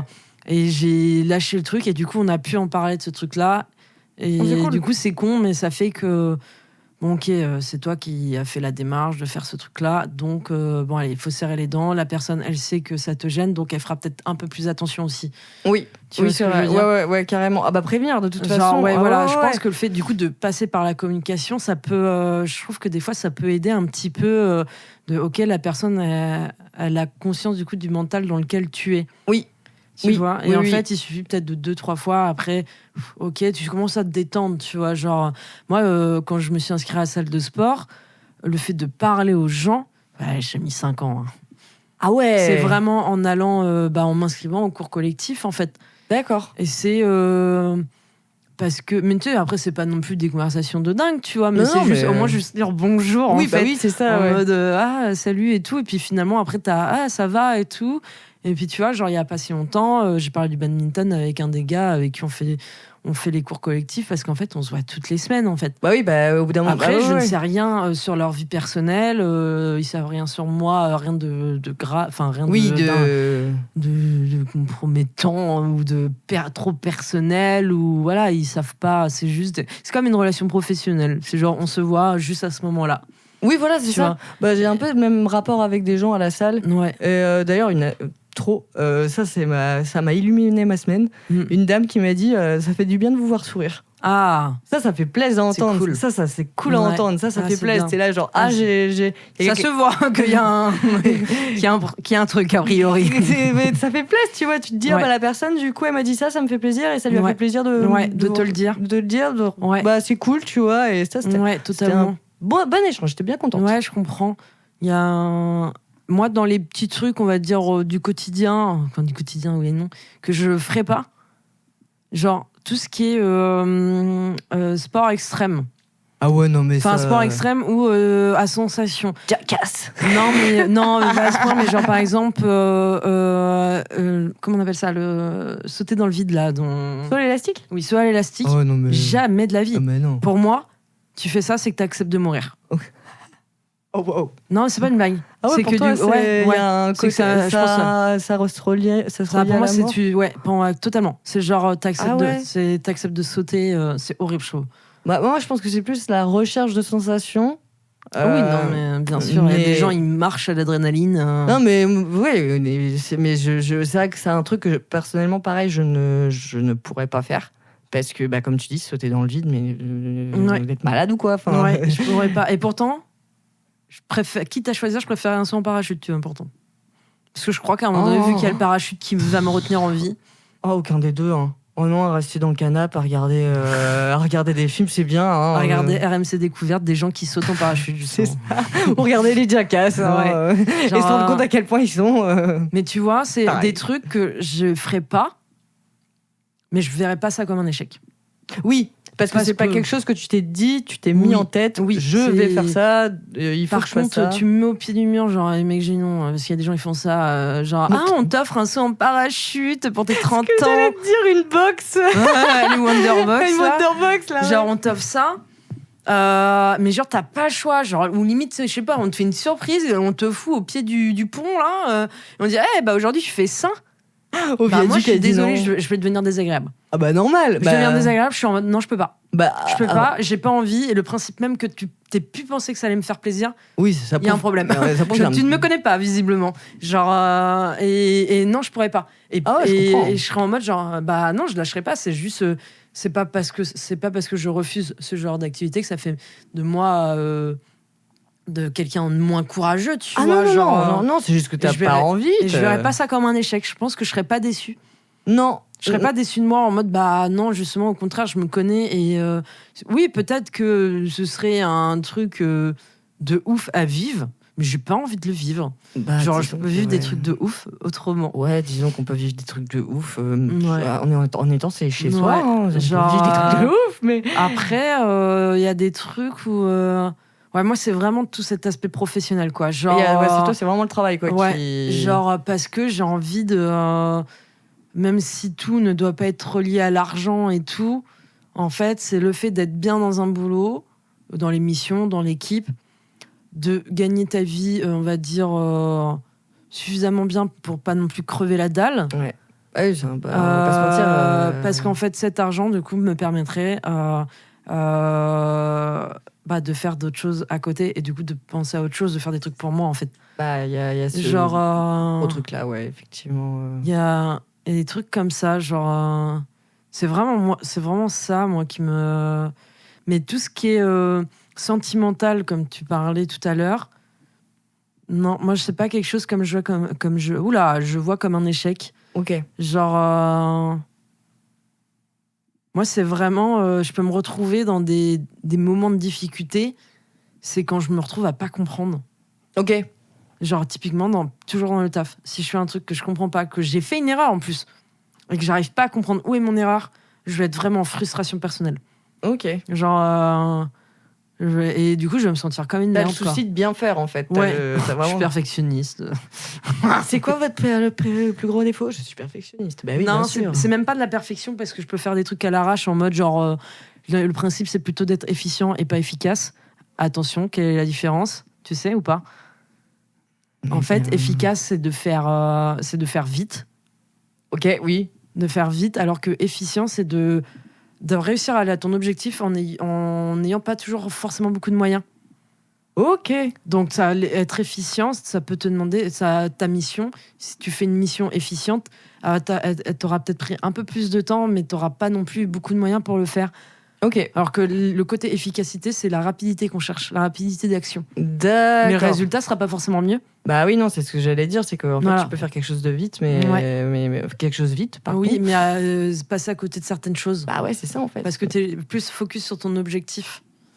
Ok, ok. Donc toi, c'est plus ce côté-là. Genre, j'ai besoin de comprendre où est-ce que je fais mes erreurs. Ouais, non, mais je comprends. Mais t'as raison. C'est un signe aussi que t'as envie personnel, d'apprendre. tu vois. Oui, exactement. Genre, et puis même personnel, genre, ok, si tu me dis que je fais de la merde, explique-moi pourquoi je fais de la merde, tu vois. Genre, il n'y a pas de problème. Bah oui, voilà, genre, c'est ce truc d'accepter d'évoluer, de se remettre en question, en fait. Oui. Genre, mais là, j'ai pas l'impression de.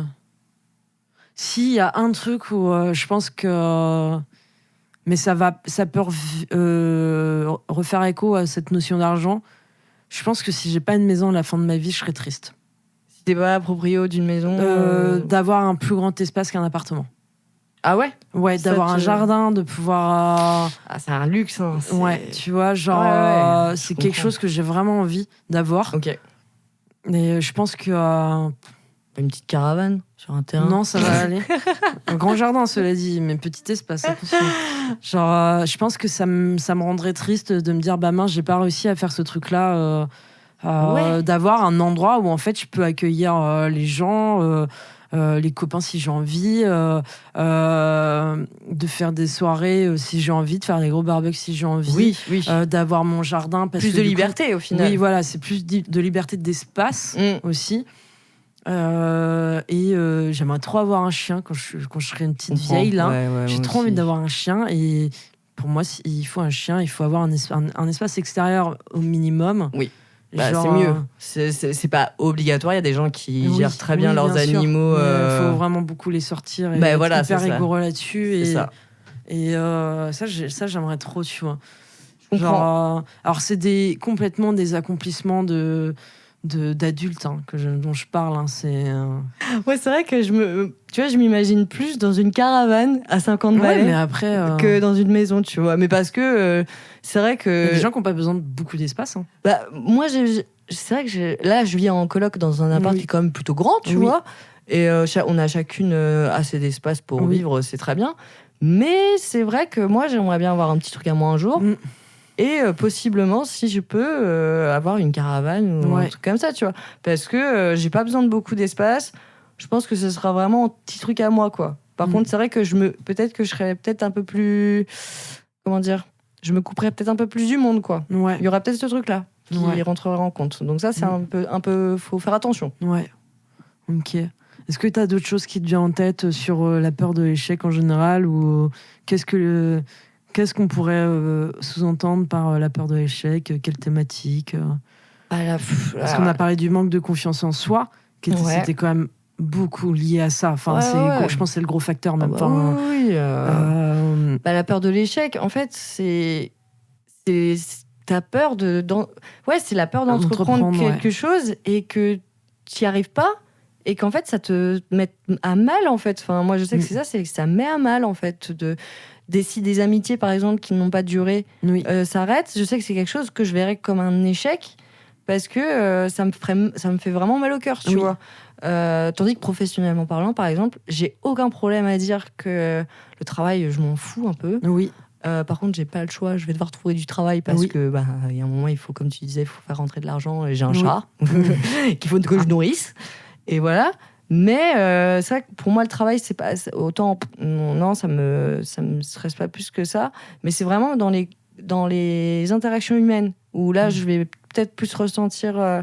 Si par exemple, je vais à une soirée et que je me rends compte que j'ai pas parlé à tant que ça de personnes, que je me suis pas mélangée, que voilà, j'ai trop bu et du coup c'est trop chiant et c'est chiant pour tout le monde et voilà, ou soit j'arrivais pas à m'insérer vraiment dans le groupe, je verrais ça comme un échec. Ok, parce qu'après ça dépend peut-être des thématiques de chacun sur le moment.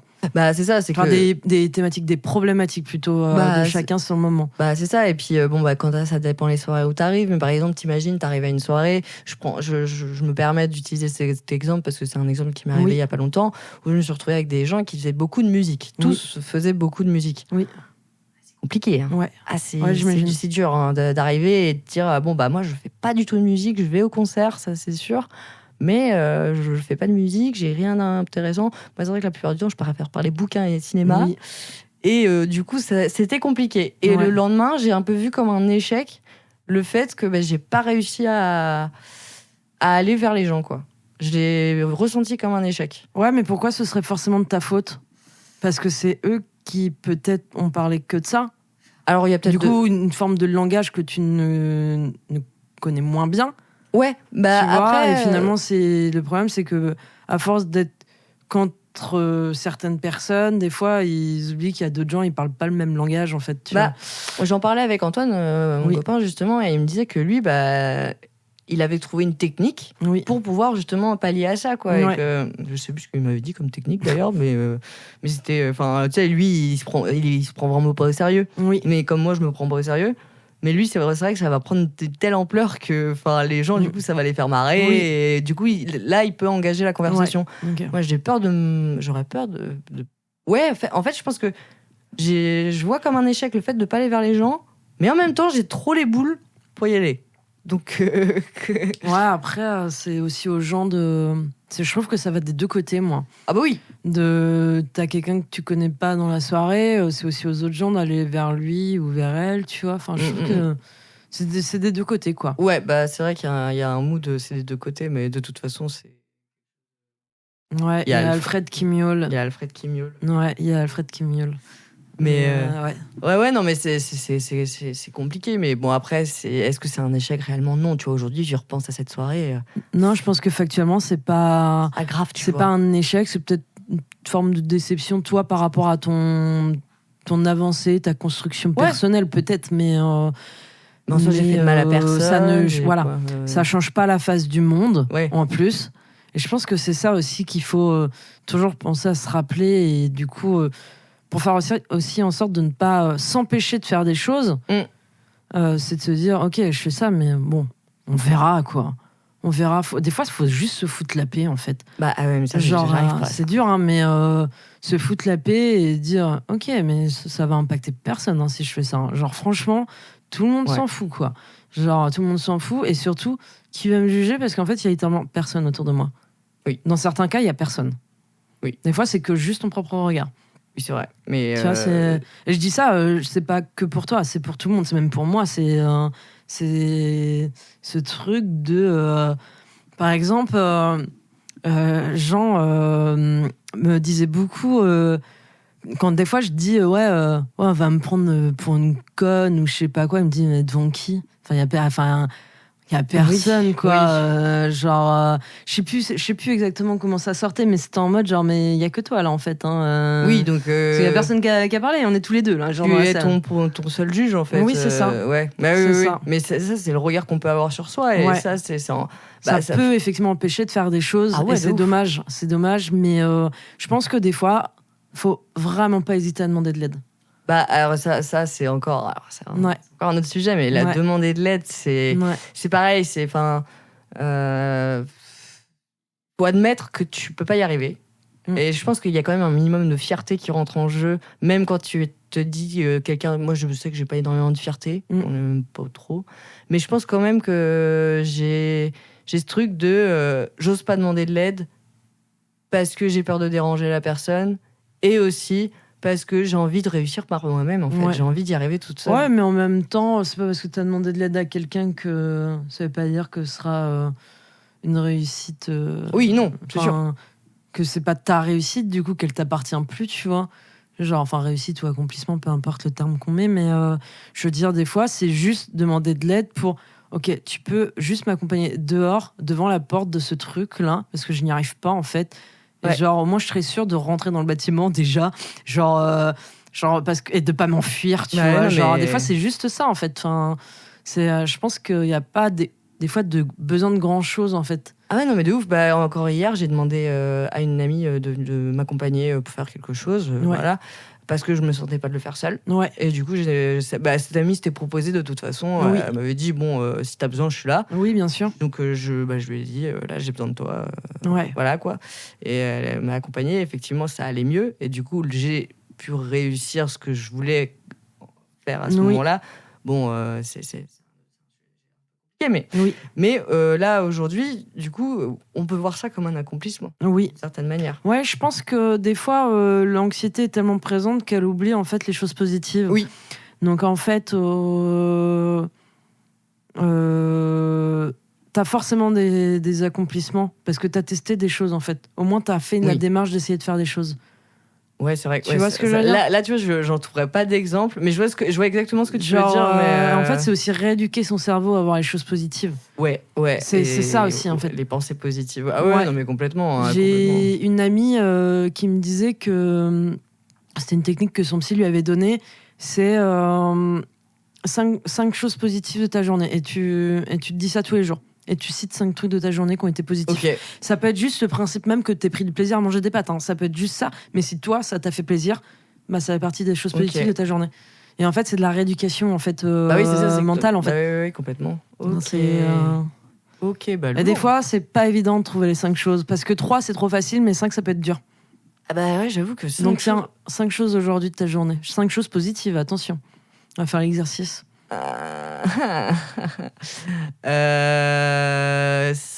je me suis réveillée pas trop tard. D'accord. Non, ça va, je me réveille tôt en général. Bon, après la journée, attends, il est 15h40. Il est 15h40. C'est clairement pas fini, mais t'as peut-être des choses qui sont à venir après, tu vois.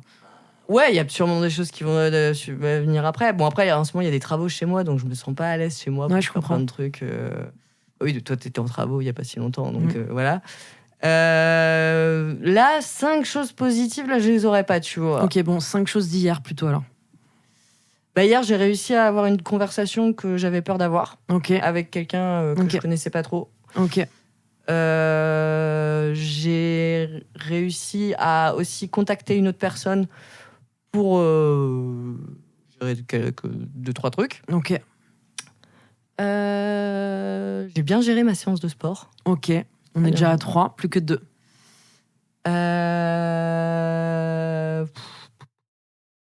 Je sais.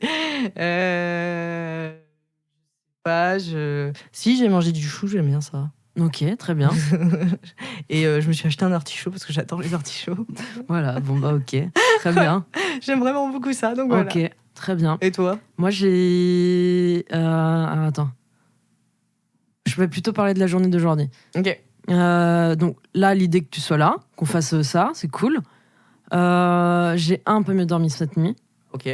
On a 2. Ce soir, je revois des anciens collègues. Ok, cool. Et j'ai trop hâte. Après, ce soir encore, je vois la mamie d'Emeric et elle est trop mignonne. J'adore. Oh, Mimi. Mamimo. Donc ça fait 4. Et je pense qu'après, je vais aller m'acheter à manger. Parce que j'ai faim. C'est aussi cool que ça.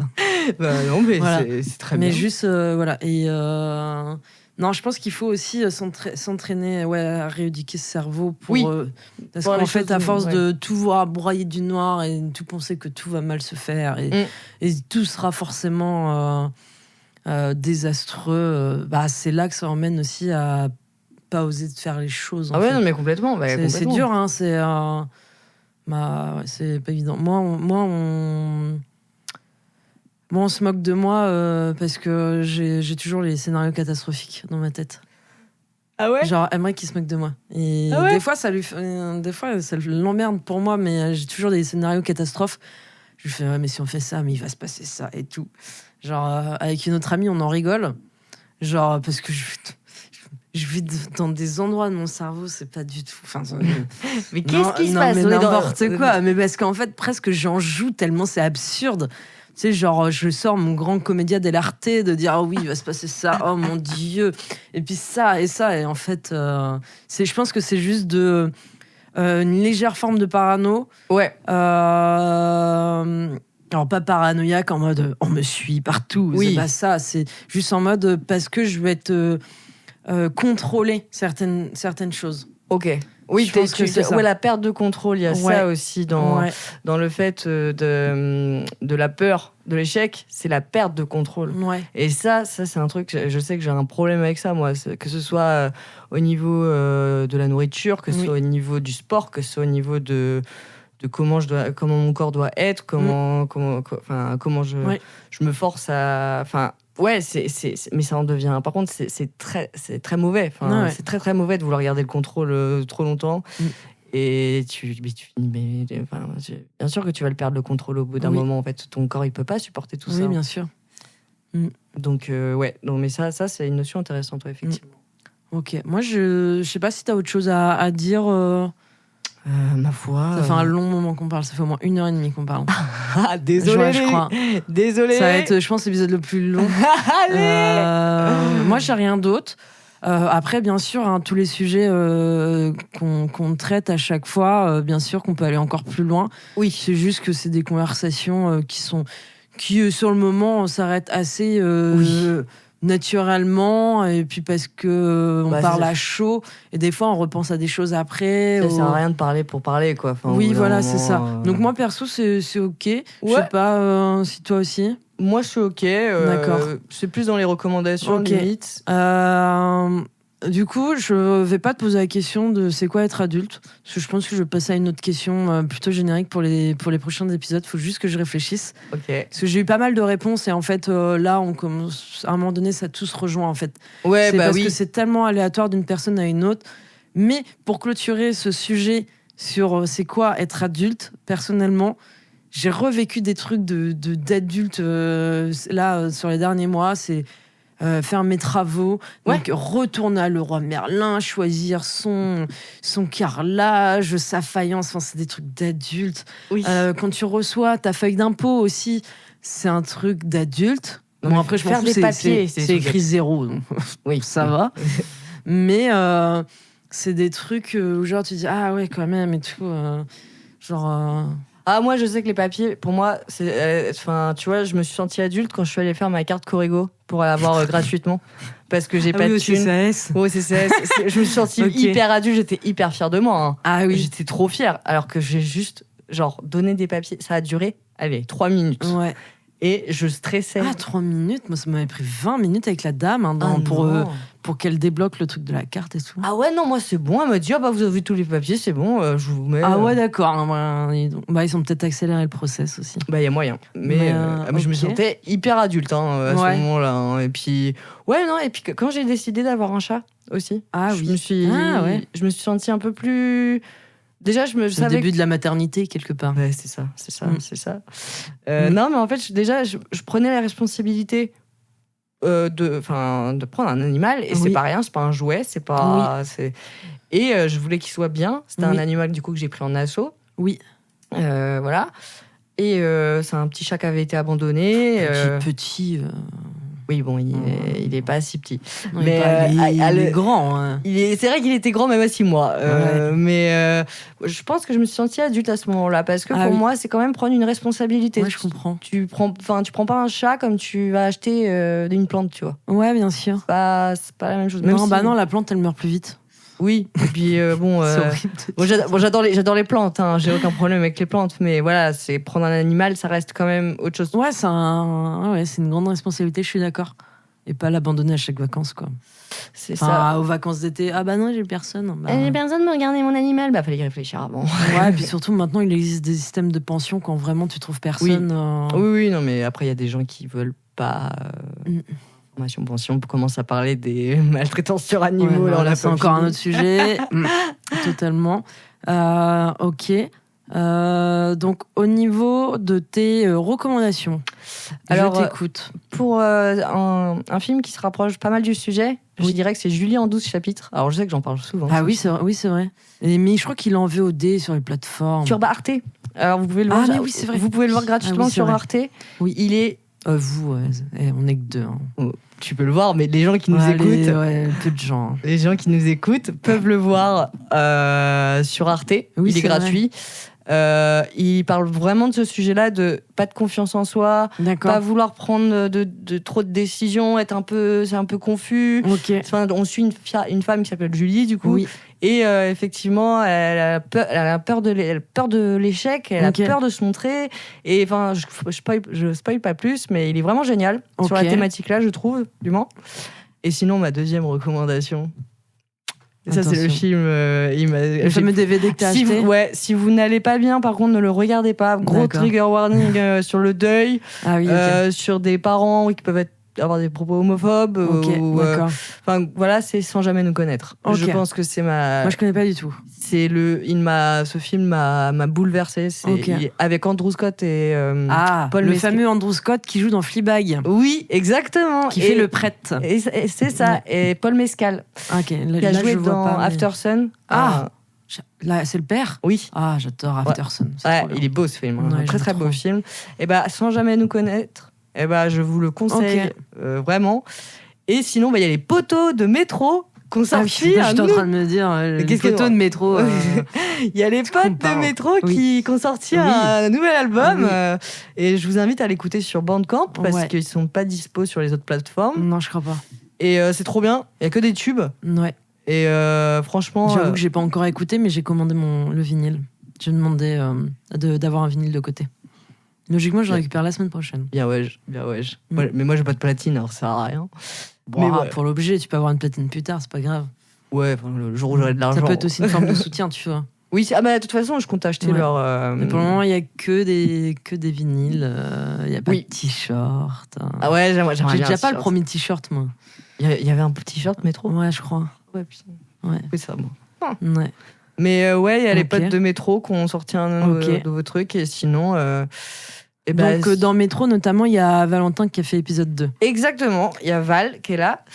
Et sinon, en livre, en ce moment, alors il y a 100 ans de solitude de Gabriel Garcia Marquez. Ça me parle ce nom. Ça, en livre, je suis très dans les classiques en ce moment. Ok. Si vous voulez juste pas vous prendre la tête, qu'est-ce que vous pourrez regarder ? Le film Le Dernier Exorcisme, si vous aimez bien les films d'horreur. Ok.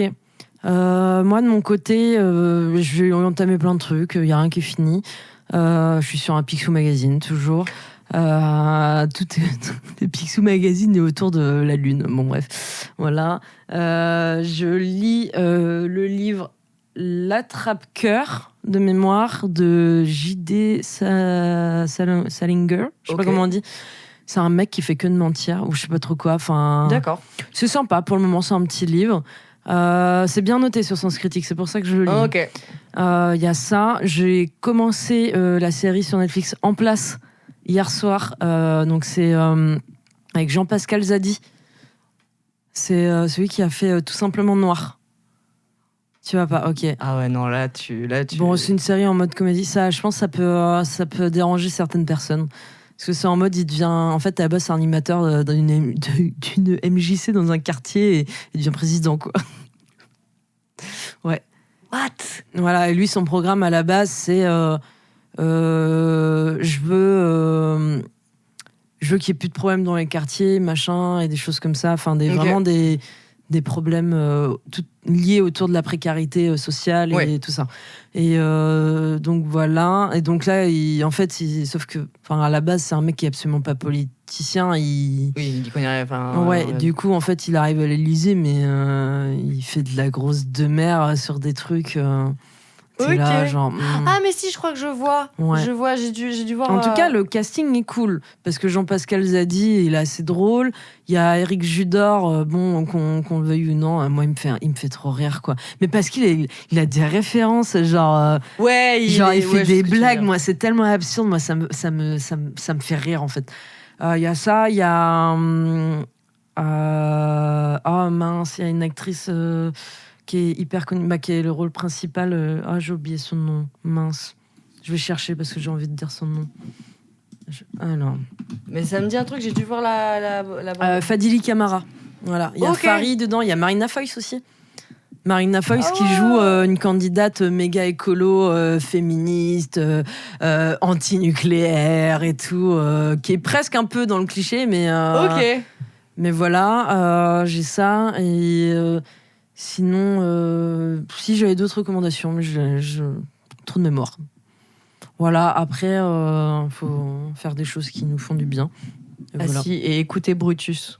Ah oui, ça ira mieux dans vos vies. Cool. Ça fait longtemps que j'ai pas trop écouté, mais ouais, c'est vrai que c'est bien. J'écoute tous les jours, franchement. Bon, après, je suis une grande fan depuis leur début, donc. Ouais, c'est vachement chouette.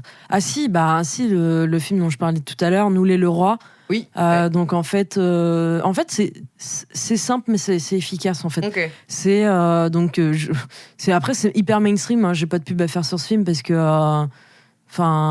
c'est mainstream dans le sens où les acteurs le sont. Tu vois, c'est José Garcia et Charlotte Gainsbourg, mais le duo il fonctionne vraiment bien. Et en fait c'est une famille et en fait le couple ça va plus. Elle veut se séparer. Et lui, il veut pas. Et en fait, il y a un côté un peu road movie. Donc, en fait, il veut pas. Pour lui, il y a encore moyen de rattraper cet amour qui est un peu perdu, qui s'est un peu fatigué, raviver la flamme, tout ça. Et en fait, du coup, ils vont faire un espèce de gros week-end en famille pour essayer de se rappeler pourquoi ils s'aiment tous et pourquoi leur famille est tellement superbe. Okay. Et du coup, il va ramener sa femme et les enfants à des points hyper stratégiques. Donc, dans leur premier appartement, dans le resto où il le demande de mariage, enfin des choses comme ça. Et en fait, elle les voit le truc venir. Et sauf qu'elle est tellement pas réceptive à tout ça, elle va un peu lui flinguer son plan et tout. Mais en fait, il y a un truc, c'est genre comédie romantique dramatique parce qu'il y a quand même des moments où genre c'est un peu triste et tout. D'accord, je vois. Genre t'as ça et puis ça fonctionne bien en fait. Genre c'est une bonne comédie. En termes de comédie familiale, je trouve que ça marche hyper bien. C'est bien réalisé, c'est bien monté. Après, une fois de plus, je suis pas je suis pas objective parce qu'en fait, j'adore tout ce que fait Flaubert. Donc Florent Bernard, c'est le réalisateur qui a fait, je crois, également le scénario. Et en fait, c'est lui qui fait le Floodcast. Et moi, je suis très fan du Floodcast. Et pourtant, c'est pas ce que tu vois dans le film, c'est absolument pas l'humour du Floodcast. Hein. Mais tu as des références. Donc en fait, c'est que rien que dans le casting, tu as son grand compère Adrien Méniel que j'adore, qui est trop drôle. Genre, il joue un serveur méga relou qui chante tue-tête. Enfin, genre, alors qu'en fait, le couple est en train de s'embrouiller au milieu du resto et le mec, il capte pas, quoi. Genre, tu sais, un peu le gros boulet, quoi. T'as Sophie-Marie Laroui à un passage donc, qui fait « À bientôt de te revoir ». En fait, il a invité quand même des copains et des copines pour avoir des petits rôles et tout. Et du coup, quand tu connais tout ce gars-là et le milieu dans lequel il est, en fin de compte, t'as vite les références, en fait. Et du coup, moi, j'ai trouvé ça trop cool. Enfin, franchement, j'ai trop envie de m'acheter le DVD, quoi. Oui, j'achète des DVD, oui. Moi aussi. Genre, je m'en fous du Blu-ray, moi. Genre... Voilà, donc moi, c'est ce que je conseille. Après, j'ai pas dit que tout ce que je lisais était bien ou vu était bien. Hein. Je dis juste sur quoi je suis en ce moment. C'est pas pareil. Et aussi Falcon Lake de Charlotte Lebon. Ah ok, je connais pas. Charlotte Lebon, qui est actrice québécoise. Oui. Et très bon film, si jamais. Actrice et réalisatrice aussi, je crois, surtout. Ouais. Et elle a réalisé du coup Falcon Lake.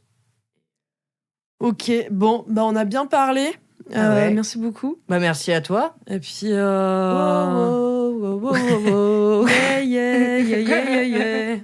Cette chanson, ça fait 2 mois qu'on l'entend tous là.